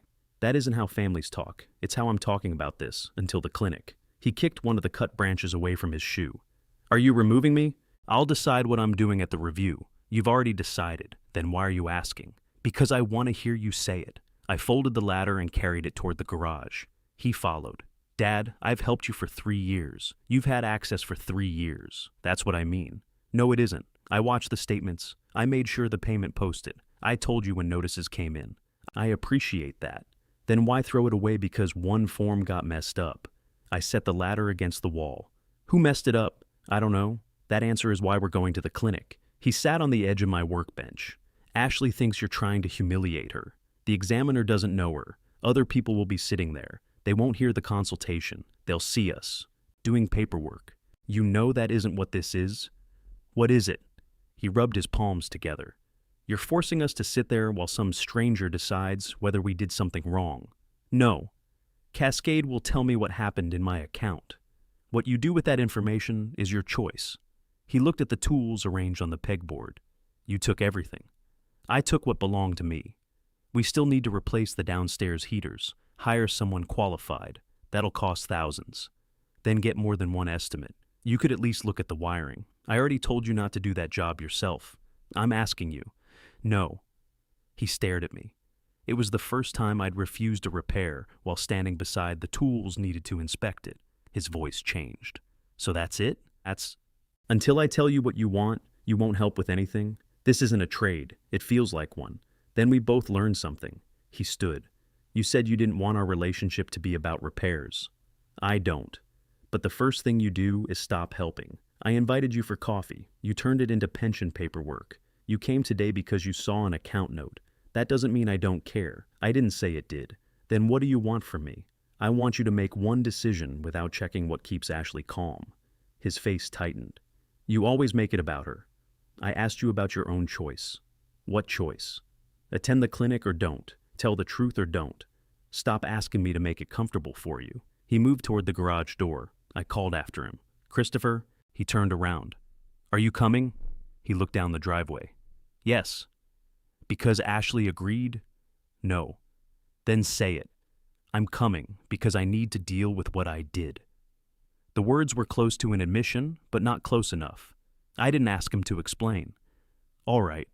He waited as if he expected another question. I picked up the cut branches and carried them toward the yard waste bin. He stood there for a few seconds, then left. I finished cleaning the driveway. Inside, a message from Ashley waited. Chris says you're refusing to help with the heaters unless we attend your little hearing, I replied once. That isn't what I said. I'm not doing electrical work at the duplex. The clinic invitation is separate, she answered. You're using everything you've done for us as a weapon. I put the phone down. 10 minutes later, another message appeared. Do you want receipts for every dinner we've fed you? I didn't answer. The direct approach was working, not in the way Ashley meant. Every time I refused to argue, she had to state what she believed without my help. Dinner had become payment for repairs. Account access had become proof of Christopher's care. A court form had become information. I printed the group messages and placed them in the separate family folder, not the clinic envelope. By late afternoon, Cascade Mutual had added a confirmation to my online account. The in-person review was scheduled with Valerie Gardner. The note said the existing beneficiary designation remained unchanged pending review of the deficient request. I printed that too. When I logged out, Christopher's name still showed as active representative. The strategy had worked once. The review was secured, and both of them knew I intended to attend. Christopher had also said, in his own words, that he was coming because he needed to deal with what he did. That made the appointment a target. Just after 6, Ashley sent a group message to both of us. Before anyone goes to that clinic, we're having a family meeting at John's house. Tomorrow at 6. Bring every paper you've been collecting, Christopher replied before I did. I'll be there. I looked at the message for a long time. Then I wrote back. You may come. My pension folder stays locked until the clinic. At 6 the next evening, they arrived together. I'd cleared the kitchen table except for 3 glasses of water. The pension folder remained locked in the desk. The brown clinic envelope was in a drawer beside me. Ashley carried the white envelope containing the draft petition. Christopher had his laptop bag. Neither of them took off a coat. Ashley sat in Lisa's chair. I noticed, but I didn't ask her to move. Where are the papers? She said. Which papers? Everything you've collected. You don't need them? You told us we could come. I said my pension folder would stay locked. Christopher placed his laptop bag by his feet. Dad, let's keep this calm. I am calm. Ashley opened the white envelope. The petition was on top. Beneath it was a 3-page letter with Cascade Mutual's name in the address line. What's that? I asked. A statement of concern, she said. From whom? Your family. There are 2 of you, and we're the people closest to you. Christopher looked at the table. I held out my hand. Let me read it. Ashley passed me a copy. The first paragraph said I'd shown a sudden change in judgment after receiving routine pension correspondence. The second said I'd become suspicious, withdrawn, and unwilling to accept help. It mentioned the mail, it mentioned the organizer, it mentioned me collecting documents and refusing to answer calls. It even mentioned the latter, John recently performed outdoor work alone, despite his son's request that he wait for assistance. I looked at Christopher. You gave her that. I told her what happened. You told her I was 4 feet off the ground. I said you were using a ladder. Ashley leaned forward. This is what you don't understand. Any one thing sounds harmless. Together, it shows a pattern. What pattern? You're isolating yourself and making financial decisions out of anger. Name the financial decision, refusing to correct the beneficiary. The current beneficiary is the one I chose, years ago, when Lisa was alive. My estate was the beneficiary then too. That doesn't mean it still makes sense. It makes sense to me. She tapped the letter. Exactly. You won't consider any other view. I considered yours. I refused it. That's not consideration. I looked back at the pages. The letter asked Cascade Mutual to delay any changes to representative access until concerns about my decision-making could be reviewed. That was the strongest thing they could do with the facts they had. They couldn't make the beneficiary form valid. They couldn't sign my name properly. They couldn't force me to cancel the clinic. They could try to make my refusal look unreliable. Has this been submitted? I asked. No, Christopher said. Not yet, Ashley added. I looked at him. Why did you bring the laptop? He glanced at the bag. To show you the account. I asked you to do that 2 days ago. I'm offering now. After you wrote a letter asking Cascade not to let me remove your access. I didn't write it, but only you can upload it. He looked at Ashley. She answered. We're giving John a chance to resolve this privately. What does privately mean? You cancel the clinic. We sit down with someone neutral. You sign the corrected beneficiary form after you understand it. That's 3 things. They're reasonable. Not one of them is happening. Christopher opened his laptop bag. Dad, at least look at the account with us. I looked at it myself. Then you saw nothing changed. I saw your access is active. He took out the laptop and set it on the table. Ashley placed her hand on his arm. Show him the letter is ready. Christopher opened the computer. What does that prove? I asked. That we're serious, she said. I already knew that. He signed into Cascade Mutual. I couldn't see the password from where I sat. The representative page appeared. My name was at the top. My monthly payment showed in a box on the right. Ashley pointed. There. Your money is exactly where it should be. That was never the question. You keep changing the question? No. You keep answering a different one. Christopher turned the screen toward me. The account notes were visible. My clinic review appeared near the top. Beneath it was a button marked Submit Correspondence. I pointed to it. Is that how documents are uploaded? Christopher closed a part of the screen too quickly. It's one way. Did you use that button for the beneficiary form? Ashley spoke before he could. We are not doing an interrogation, I asked him. And he doesn't have to answer while you're recording everything. I'm not recording this. How do we know? I took my phone from my pocket and placed it on the table. The screen was dark. Now, answer. Christopher stared at the laptop. I told you I don't want to discuss it before the clinic. That was my rule. Then follow it. He'd found a way to use my boundary as shelter. I leaned back. All right, we'll discuss it there. Ashley pulled the replacement form from her folder and put it beside my phone. Sign this, and there's nothing to discuss. No. Your estate doesn't care who receives those payments. I care who makes the choice. We're trying to keep the money from getting eaten up by fees. You haven't shown me any fees because we can avoid them by naming you, by keeping it simple. Christopher rubbed his forehead. Ash, stop. She turned toward him. No, he needs to hear it clearly. We're the ones who will handle his house, his belongings, and every loose end. We're the ones who will take time off work. We're the ones who will deal with Cascade. Why should the payments go through an estate first? I looked at Christopher. Is that what you believe? He kept his eyes on the laptop. I think direct beneficiaries are easier. That wasn't the question. I think Ashley would handle it responsibly. Did you choose her? Ashley pushed back from the table. This is insulting. Christopher didn't answer. She stood and moved behind his chair. Upload the concern letter. He looked up at her. We said we'd talk first. We talked. He said no. That's why it needs to be in the file. I watched my son's face. He could close the computer. He could put it back in the bag. He could tell her he wouldn't use access I'd given him to argue that I shouldn't be allowed to remove it. Instead, he said, maybe we should wait until tomorrow. Ashley's voice became very quiet. If you won't do it, then tell me what you're protecting. I'm not protecting anything. Then upload it. He looked at me. Dad, if I send this, it doesn't decide anything. It just gives Cascade context. It gives them your version. You have your version. I have the signature. You have a copy of a signature. Did you see me make it? He closed his eyes for a moment. No. Then don't tell an insurance company I'm confused because I know I didn't. Ashley placed both hands on the back of his chair. Send it, Chris. I could have told him I had found the revocation provision. I could have said his access would end at the clinic no matter what he uploaded. That might have stopped him. It also would have given them time to shape another argument around the one thing they didn't know. So, I said nothing. Christopher attached the concern letter. The file name appeared on the screen. He paused over the final button. This is your choice, I said. Ashley shook her head. He's trying to protect his father. No, he's deciding what kind of help he's willing to give. Christopher clicked submit.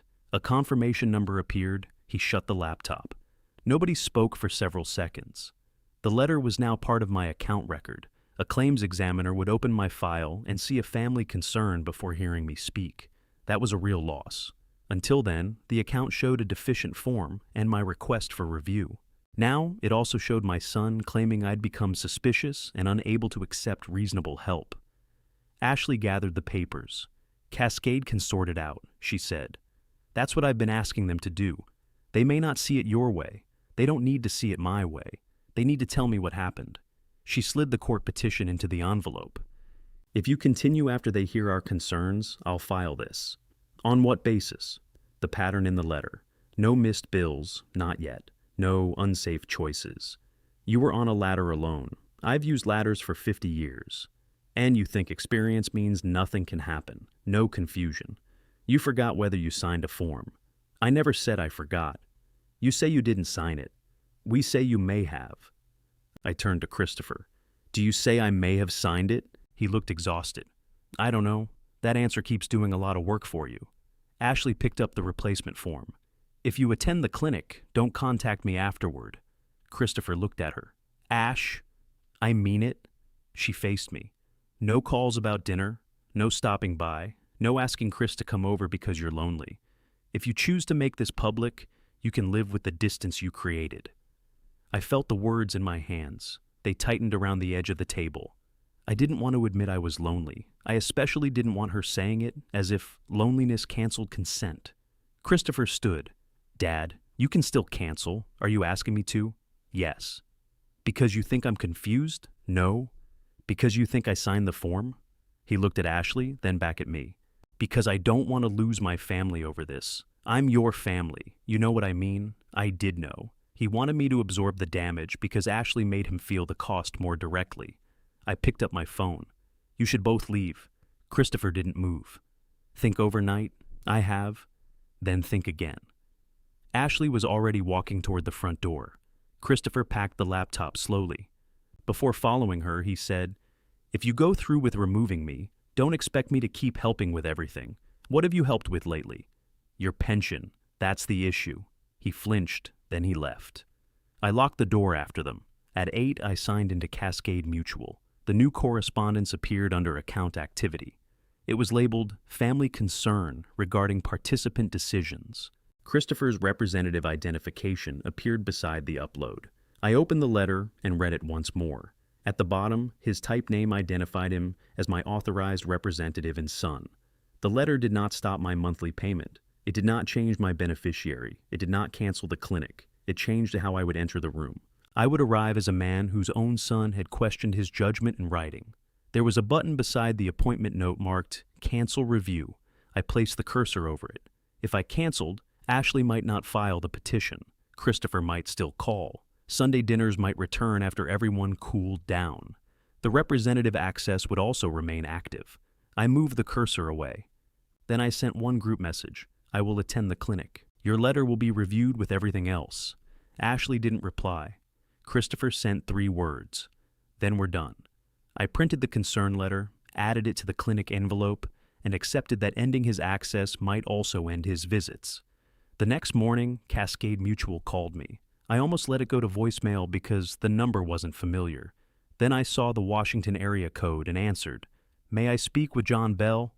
This is John. My name is Valerie Gardner. I'm the claims examiner assigned to your clinic review. Her voice was steady and businesslike. She verified my identity before discussing the account. Then she said, a family concern letter had been added after my appointment was scheduled. I saw it, I said. Do you still intend to attend? Yes. Do you still plan to bring your representative and Ashley Bell? If they choose to come, would you prefer a consultation without them? No, she paused. I want to make sure that's your decision. It is. Either guest may be asked to wait outside if the discussion becomes disruptive. I understand. I looked at the highlighted authorization on my desk. Does the concern letter prevent me from revoking representative access? No. The answer came without hesitation. Does it delay the revocation?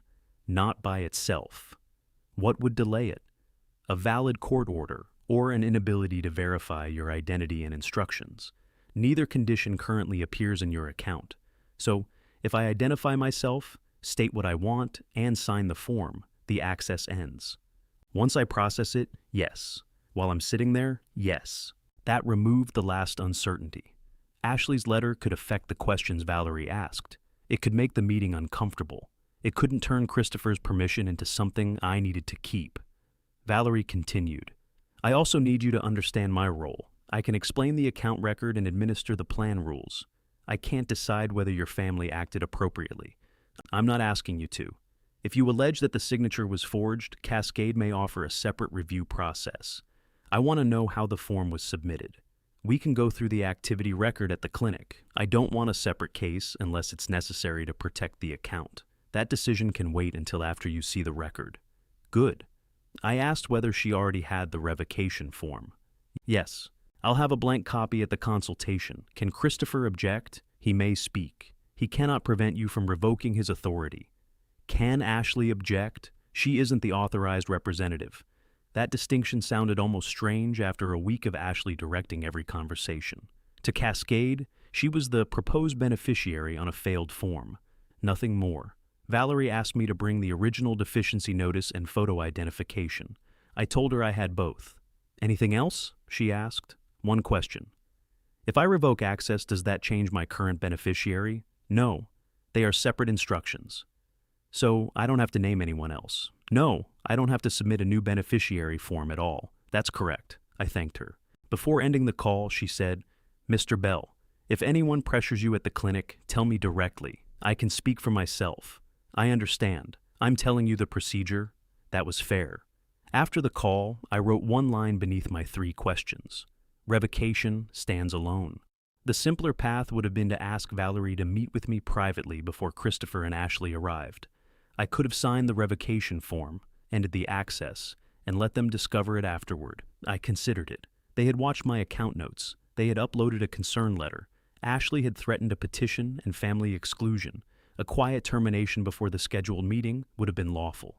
It also would have allowed Christopher to tell himself he never got a chance to speak. I didn't owe him that chance. I chose to give it anyway. Not because I expected an apology. I wanted him to hear the account record at the same time I did.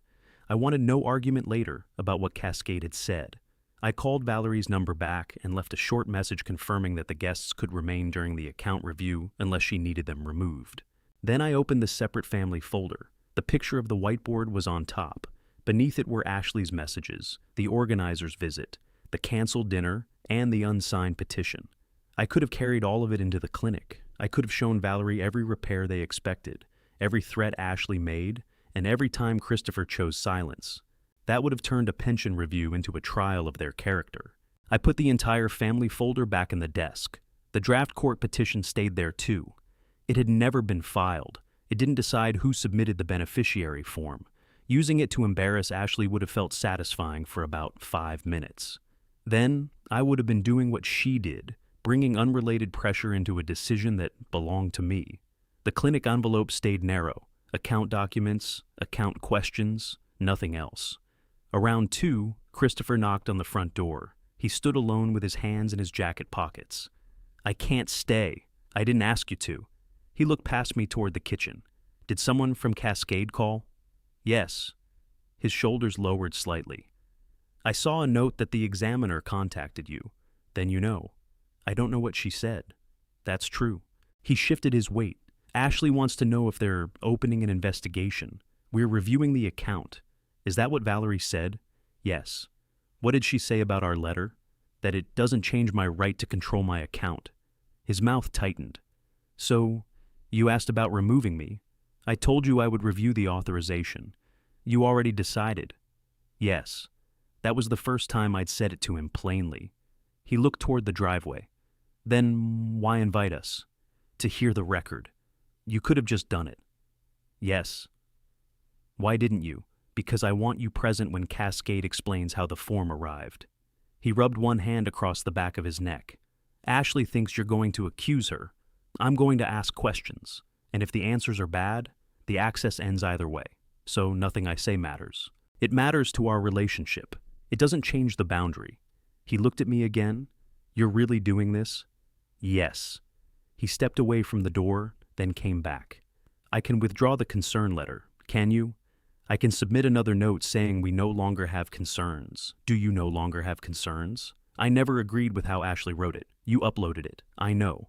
Then don't replace one false statement with another. I'm trying to fix it. Tell the truth tomorrow. What if the truth makes everything worse? That depends on what it is. He stared at the porch boards. I don't know what happens between me and Ashley after this. That's between you and Ashley. You're making it happen. No, I'm ending access to my pension account. You know she won't see the difference. I do. Then you're choosing this over us. I'm choosing what belongs to me. He shook his head. You always make things sound simple. Some things are. This isn't. The marriage may not be simple. The signature may not be simple. The access is. He moved down one step. If you revoke me in front of her, I don't know if I can come back here. I know. You're okay with that? No. He waited. I didn't give him the answer he wanted. I wasn't okay with losing him. I was willing to let him choose distance rather than purchase his visits with access. Christopher took another step. I'll be at the clinic. All right, Ashley too.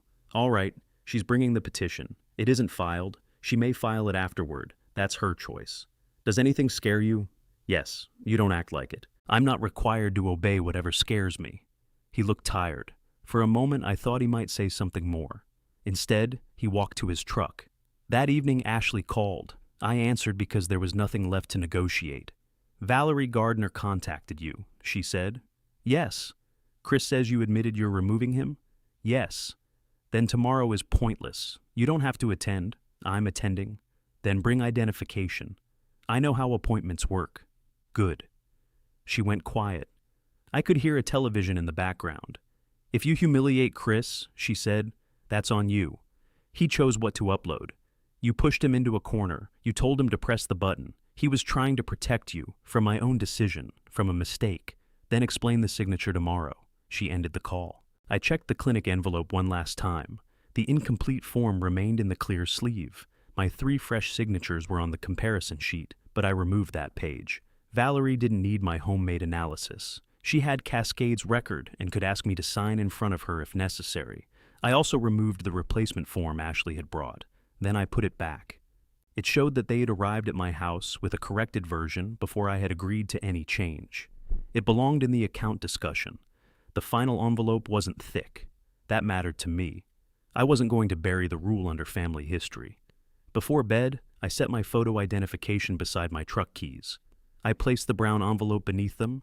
I slept for about 4 hours. The next morning, I ate toast, checked the desk lock, and left the house early. Central Washington Trades Hall looked different with the parking lot half full. Retired workers stood near the entrance holding folders much like mine. I parked near the side of the building. Christopher's truck wasn't there yet. Inside, a sign directed Cascade participants toward the consultation room. I checked in and showed my identification. The woman at the table placed a blue sticker on the corner of my envelope. Your examiner will call you at 11:10. I sat near the far wall. At 11, Christopher entered with Ashley beside him. He carried his laptop bag. She carried the white envelope. They saw me, but didn't wave. Christopher checked them in, and both received guest stickers. Ashley chose 2 chairs across the room.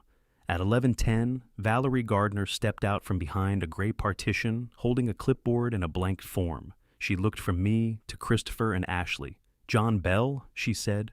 I stood and carried the brown envelope toward her. Christopher and Ashley followed.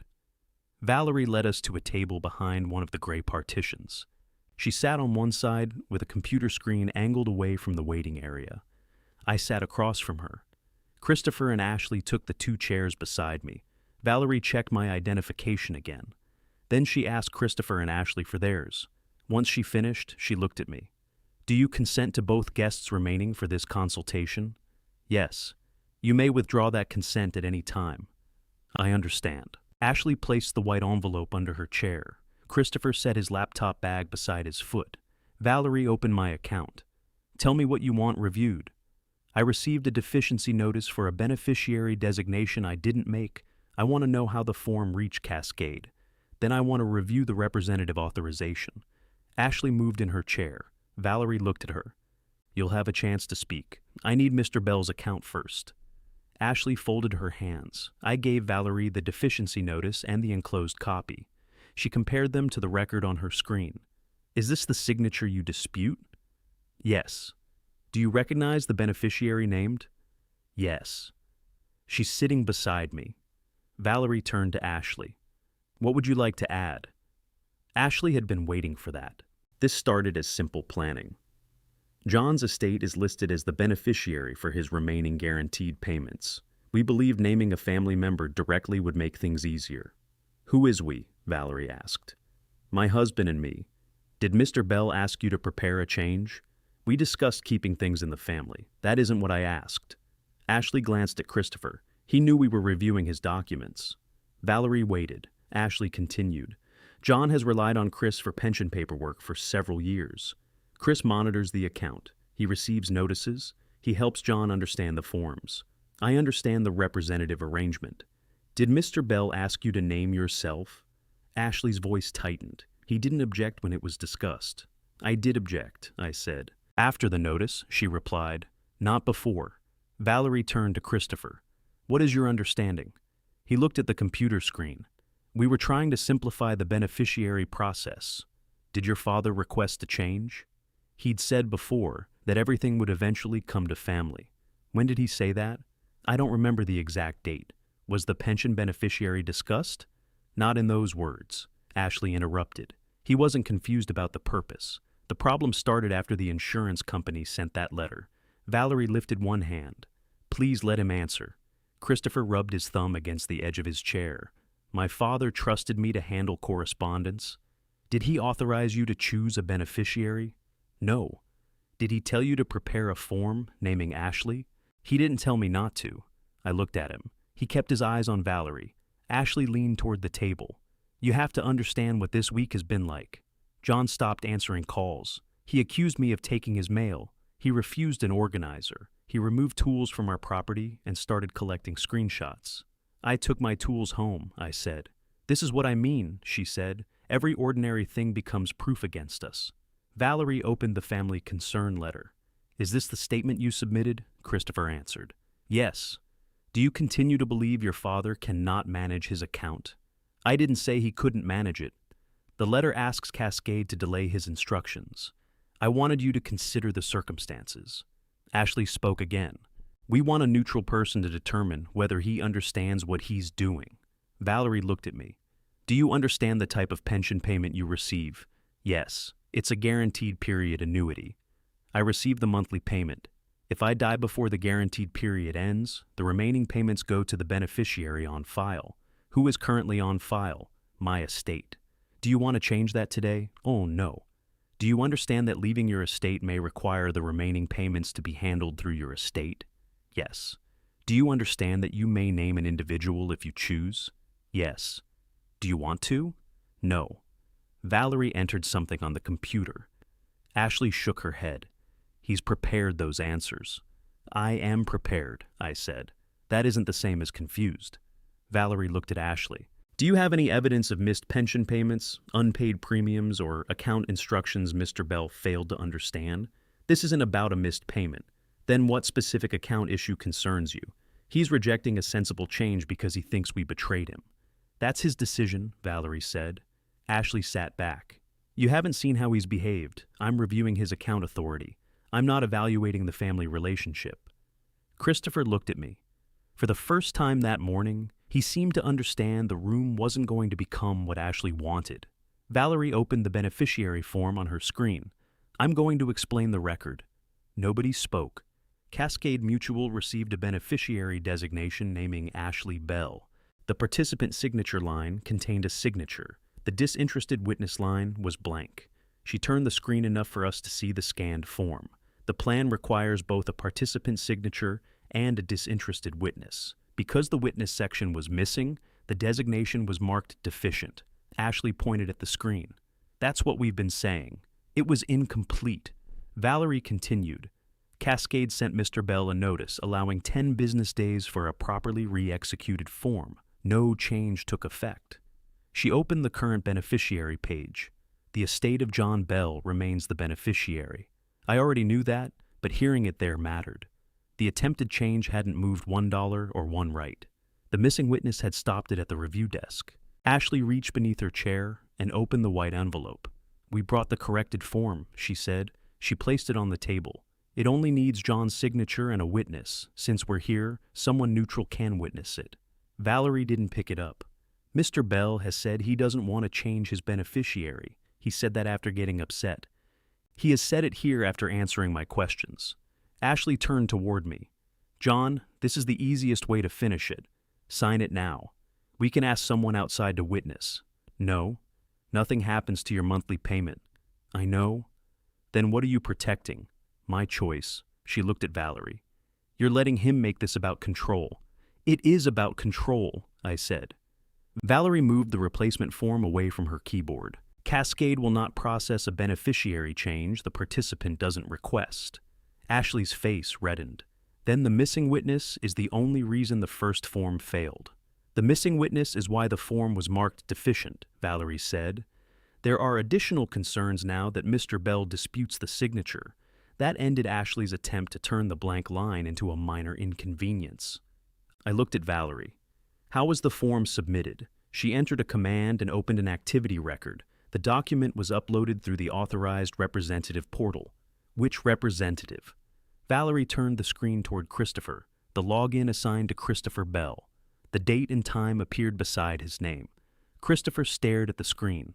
Ashley spoke first. He was authorized to submit correspondence.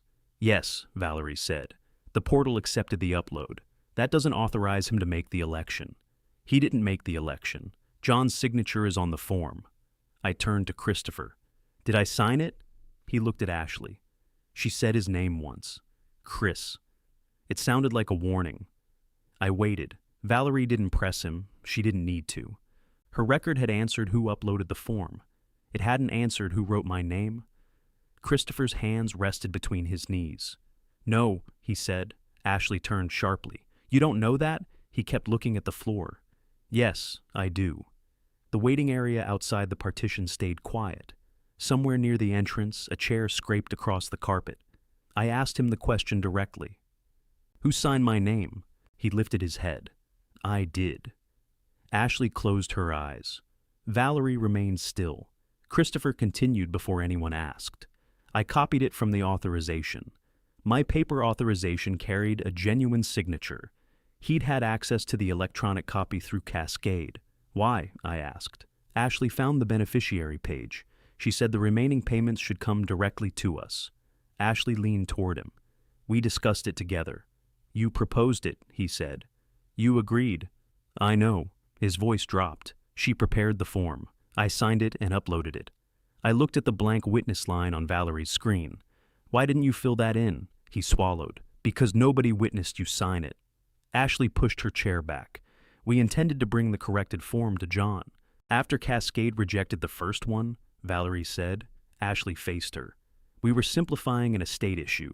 Nobody took anything. Christopher shook his head. Stop. She stared at him. He looked at me. I thought the upload might go through. When they asked for a witness, Ashley said, we could get you to sign another copy. You came to my kitchen and said you didn't know what I'd signed. I lied. Why? He looked at Ashley again, but this time he didn't leave the answer with her. Because saying no to her felt harder than betraying you. Ashley stood. That's disgusting. It's true. You're blaming your marriage because you're scared. I uploaded it. I copied his signature. That was me. She picked up the replacement form. You agreed the money should stay with us. I agreed because I didn't want another fight. So now you'll throw me under the bus in front of strangers? "There's one stranger," he said, "and she already has the record." Valerie waited until Ashley sat again. Then she looked at me. "Mr. Bell, do you want Cascade to open a separate signature dispute review?" "No." Christopher looked surprised. I continued. "The form didn't take effect. I don't want another process used to punish anyone. I want the representative access ended." Valerie picked up the blank form she had carried from her desk. "This revokes the authorization currently granted to Christopher Bell. It doesn't change your beneficiary or monthly payment. That's what I want." She placed the form in front of me. Christopher looked at it. "Dad." I turned toward him. "I told the truth." "Yes." "Doesn't that matter?" "It matters to what happens after this. It doesn't restore the access." Ashley laughed without humor. "There won't be an after this." I ignored her. Valerie pointed to the first paragraph. "Please read the revocation statement before signing." I read every line. It identified me as the participant. It identified Christopher as the representative. It said, "I withdrew all access granted under the authorization. The revocation would take effect when Cascade processed it." I signed my name. Valerie compared the signature to my identification and the original authorization. Then she signed as the Cascade examiner, who verified my request. She entered the revocation into the computer. Christopher opened his laptop. "What are you doing?" Ashley asked. "Checking." He signed into the representative portal. The page loaded once. Then it returned to the login screen. Valerie clicked another field on her computer. "Representative access for Christopher Bell is now inactive." Christopher tried the page again. A message appeared. "You no longer have authority to access this participant account." He turned the laptop toward me. The account that had let him view my records, follow my calls, and upload my signature was closed to him.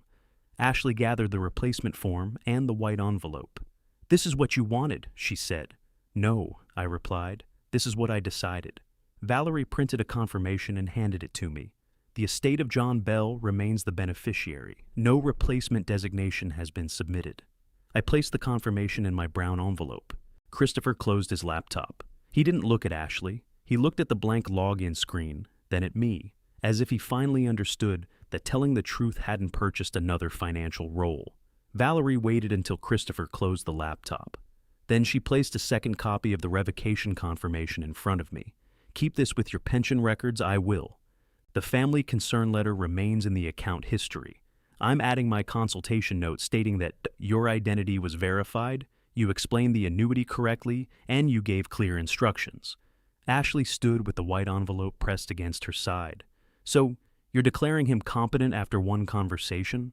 "No," Valerie said. "I'm documenting what occurred during an account consultation." "You asked him prepared questions?" "I asked standard questions. He knew what to say." Valerie didn't argue with her. "I don't have authority to make a legal competency determination. I do have authority to process Mr. Bell's pension instructions under the current account rules." Ashley looked at me. "This doesn't prove you're right. I didn't ask her to prove that. You got what you wanted. Chris is locked out." "Yes." She turned to Christopher. "Are you coming?" He stayed seated. "I want to hear the rest." "There is no rest." "Then wait outside." Ashley looked at him as if he'd spoken in another language. She picked up the replacement form and walked around the partition. Her shoes crossed the waiting area quickly. The outer door closed harder than necessary. Christopher watched the opening between the partitions. Valerie turned back to me. "Do you want to request a formal review of the disputed signature?" "No." "Do you want Cascade to send copies of the activity record?" "Yes." "I'll provide the relevant pages today." She printed the upload record. It showed the date, time, and Christopher's representative identification. It also showed the deficiency code for the missing witness. She gave the pages to me. "Do you want any other representative appointed?" "No." "Do you want to change your beneficiary?" "No. Your existing designation will remain." Christopher spoke quietly. "Can the family concern letter be withdrawn?" "You may submit a statement correcting or withdrawing your claims," Valerie said.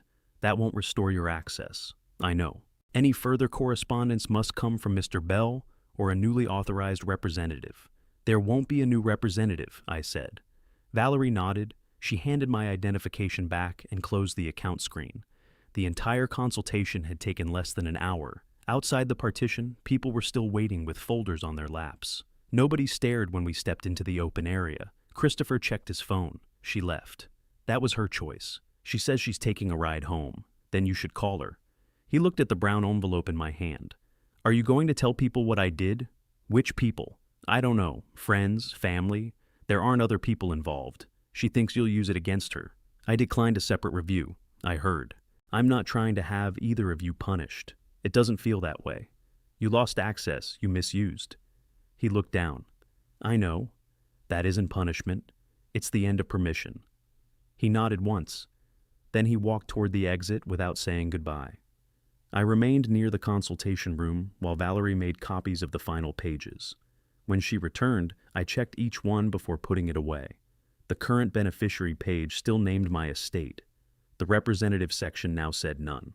The change was simple enough to fit on one page. I left the trades hall alone. Christopher's truck was still in the parking lot. He sat behind the wheel with his phone against his ear. I didn't approach. At home, I placed the brown envelope on the kitchen table and made coffee. My phone stayed quiet for the rest of the afternoon. That evening, I signed into Cascade Mutual. My new password worked. The representative access page showed no active representative. There was no second entrance anymore. I downloaded the revocation confirmation and saved it with my pension statements. Then I logged out. The next morning, Ashley sent one message. Do not contact me or come to our home. I read it, took a screenshot, and left it unanswered. She didn't apologize. She didn't mention my signature. She didn't ask why Christopher had admitted copying it. Her concern ended at the same moment her influence over the account ended. Christopher called that night. I answered. Hey, Dad. Hello. He was quiet for a long time. I'm sorry. For what? Everything. That's too much for one word. I'm sorry I uploaded the form. You signed my name. I know. And you lied in my kitchen. I know. And you uploaded a letter questioning my judgment after you knew I hadn't signed the form. He breathed out. Ashley was putting so much pressure on me. I looked at the sugar bowl on Lisa's folded towel. Call me when you can explain your choices without using your wife as the subject of every sentence. That's not fair. It's exactly fair. You saw how she acted. I also saw your hand press the button. I was trying to keep my marriage together. You used my name to do it. He didn't answer. After a while, he said, I don't know what you want from me. I'm not giving you a task. I'm trying to apologize. Then apologize for what you chose. I did? No. You told me what Ashley made difficult. His voice tightened. So, I'm supposed to lose my marriage and my father? I didn't tell you to leave your wife. She says if I keep talking to you, I'm choosing you over her. That's between you and her. Everything is between me and her now. That doesn't make it mine to fix. He went silent again. I didn't fill the space for him. Finally, he said, I have to go. All right. He ended the call. Sunday came without dinner. I cooked a small roast because I'd already bought it. The house smelled good for most of the afternoon. At 5, I set one place at the kitchen table. I used an ordinary white plate, not Lisa's serving bowl. That bowl belonged to them now, and I wasn't going to ask for it back as an excuse to speak. I ate, washed the plate, and put the leftovers away. The loss was real. Holding the account alone didn't make the second chair less empty. For the next 2 weeks, I heard nothing from Ashley. There were no repair questions, no requests to accept deliveries, no pension questions disguised as concern. Cascade mailed the activity record directly to me. I checked it against Valerie's copies and filed it. The deficient beneficiary request closed after the 10-business-day period ended. My estate remained on file. I didn't celebrate. The account was simply mine again. Christopher sent one message during those 2 weeks. The heater company wants $3,800. Is that insane? I looked at the message for several minutes. Before the clinic, I would have called immediately. I would have asked for pictures, driven over, and opened the electrical panels myself. This time, I replied with 2 questions. Does the estimate include permits and new thermostats? Did you get another estimate? He answered. No permit listed. Only one estimate, I wrote back. Get a second estimate. Make sure the company is licensed. I'm not doing the work or paying for it. His response came a minute later. Understood. He didn't argue. He didn't ask me to supervise. He didn't mention how much money I could save them. That was different, but one text wasn't repair. 4 days later, he sent a photograph of 2 estimates. The second company included permits, thermostats, and disposal of the old heaters. The total was slightly lower. Which would you choose? He asked. I circled the warranty section on the second estimate and sent the picture back, the one with the written labor warranty. Your choice, he replied. I hired them. Deposit paid from our repair budget. I didn't offer reimbursement. He didn't request it. The following Saturday, my doorbell rang just before noon. Christopher stood on the porch alone. He wasn't carrying a tool, a form, or a hardware store bag. Can I come in? For how long? As long as you're comfortable. I stepped aside. He sat at the kitchen table. I made coffee but didn't take out food. Neither of us needed a reason to stay busy. How's the heater job? I asked. They start Monday. Did you check the permit? Yes. Good. He placed both hands around the mug. I submitted a withdrawal of the concern letter. Why? Because it wasn't true. Did Ashley agree? No. Then why did you do it? He looked at me. Because I wrote my name under it. That answer was better. He continued. I signed your name on the beneficiary form.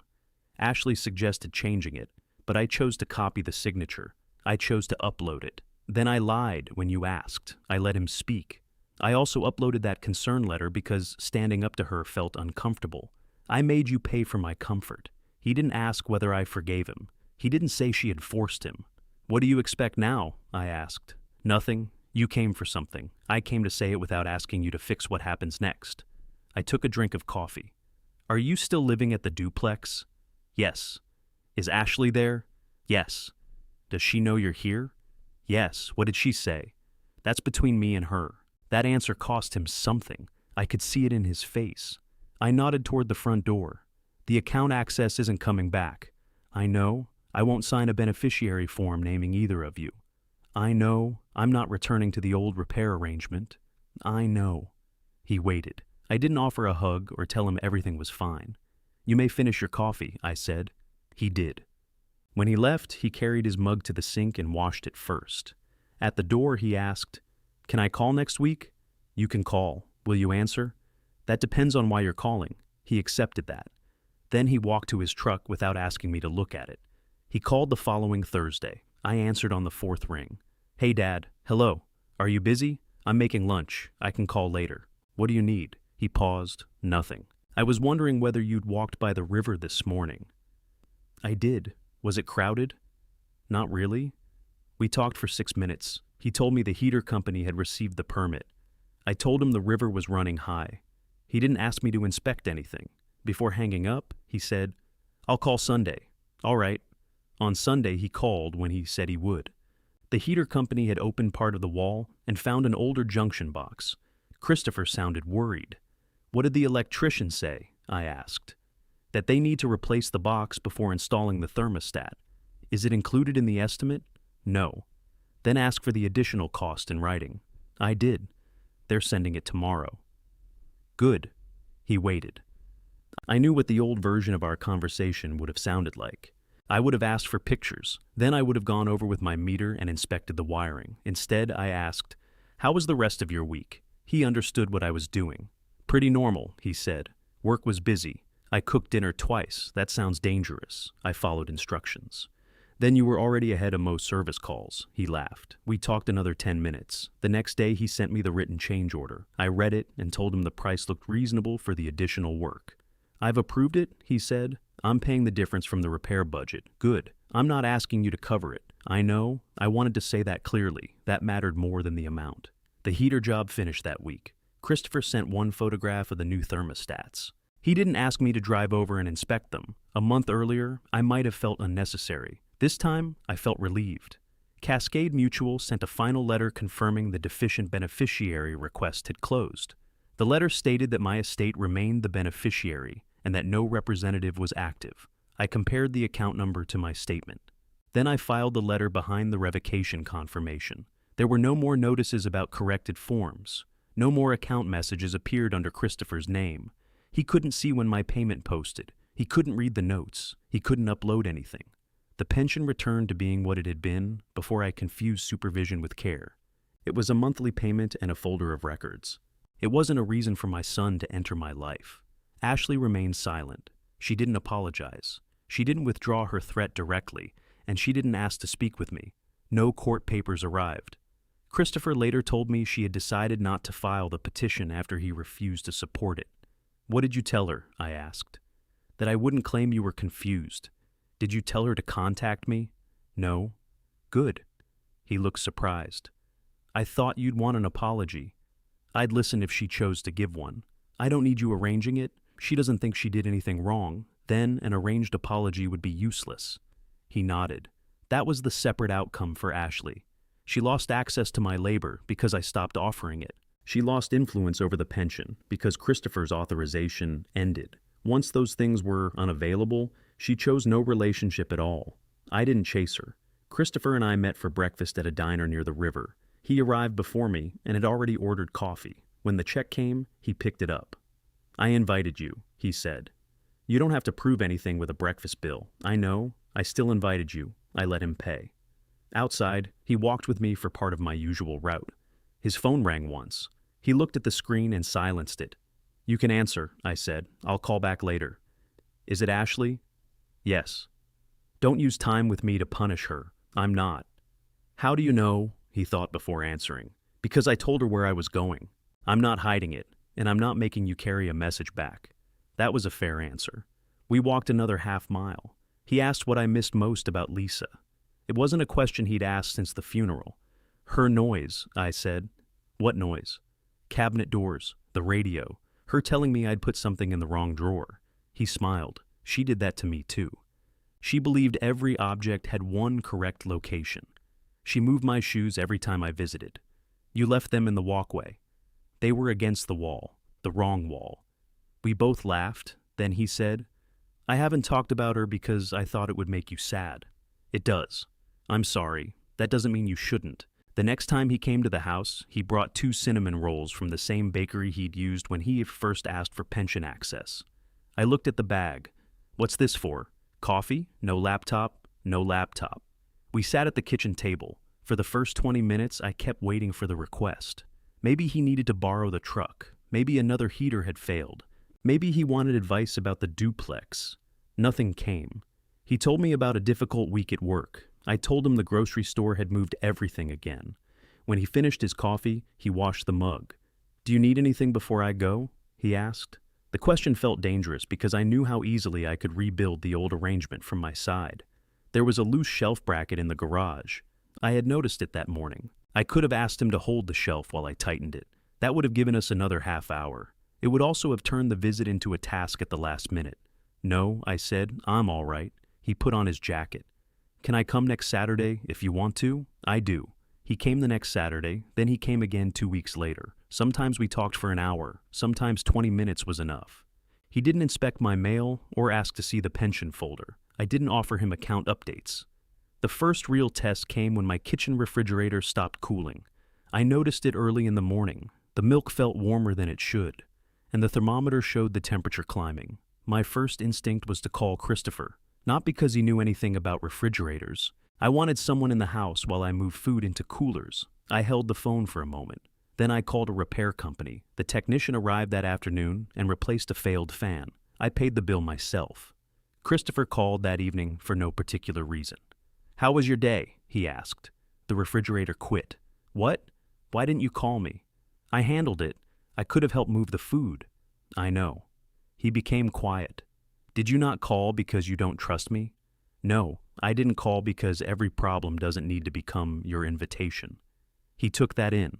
Would you have called if you actually needed me? I'm working on knowing the difference. That sounds fair. The following month, he needed to take his truck in for service.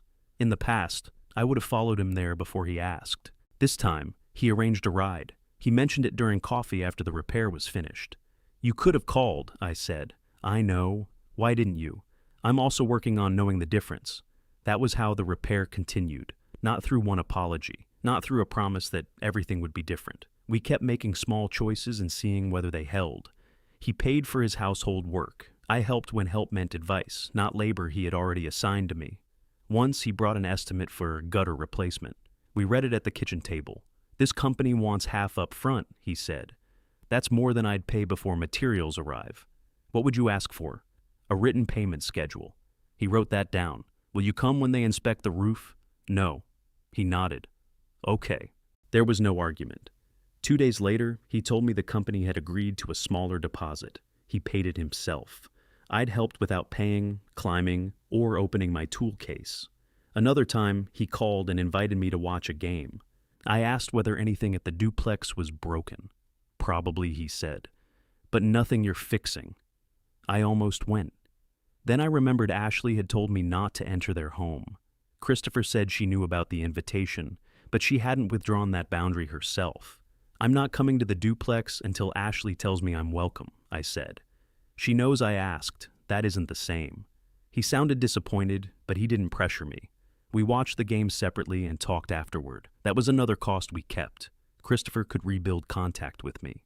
He couldn't promise access to a home he shared with his wife. Weeks later, Ashley sent a short message. You may come for dinner if Chris invites you. I don't want to discuss the pension. It wasn't an apology. It also wasn't enough for me. I replied, thank you. I'm not ready to visit. I won't discuss the pension either. She didn't answer. Christopher didn't ask me to reconsider. The next Saturday, he came to Miller Street instead. We made sandwiches and sat outside until the wind picked up. When we went inside, he folded the dish towel beneath the sugar bowl after moving it. You still do this, he said. Your mother insisted. Does it actually protect the counter? No, he laughed. Then why keep doing it? Because I like it there. He accepted that without turning Lisa into a reason I had to forgive him. By then, I understood what I'd been doing after she died. I wasn't only fixing the duplex, I was paying for belonging with labor. Later, I treated pension access as proof that Christopher wanted to care for me. He had confused access with care too. Removing it gave us the chance to find out whether anything remained. Something did, but it was smaller and slower than what I'd imagined. It was a phone call without an emergency. Coffee without paperwork. Advice that ended before I reached for my tools. If you've stayed with me this far, tell me in the comments what you would have done at that clinic. And if you want more stories like mine, subscribe and come back for the next one. One Saturday afternoon, Christopher arrived carrying nothing at all. We made coffee and talked about the river, his truck, and a radio Lisa used to keep above the refrigerator. He remembered the station. I remembered how she sang the wrong words. When the coffee was ready, he moved toward the desk. Do you need help filing anything? No. He stopped. Right, sorry. You can carry your mug. I can manage that. I took the final Cascade statement from the kitchen counter. Christopher didn't look over my shoulder or ask what it said. The representative line was still empty. My estate remained listed beneath the beneficiary heading. I placed the statement in the green folder. Then I returned to the kitchen. Christopher had chosen the chair beside mine instead of Lisa's chair across the table. I locked the pension folder inside my desk, then sat beside Christopher at the kitchen table while my tool belt remained untouched on its peg.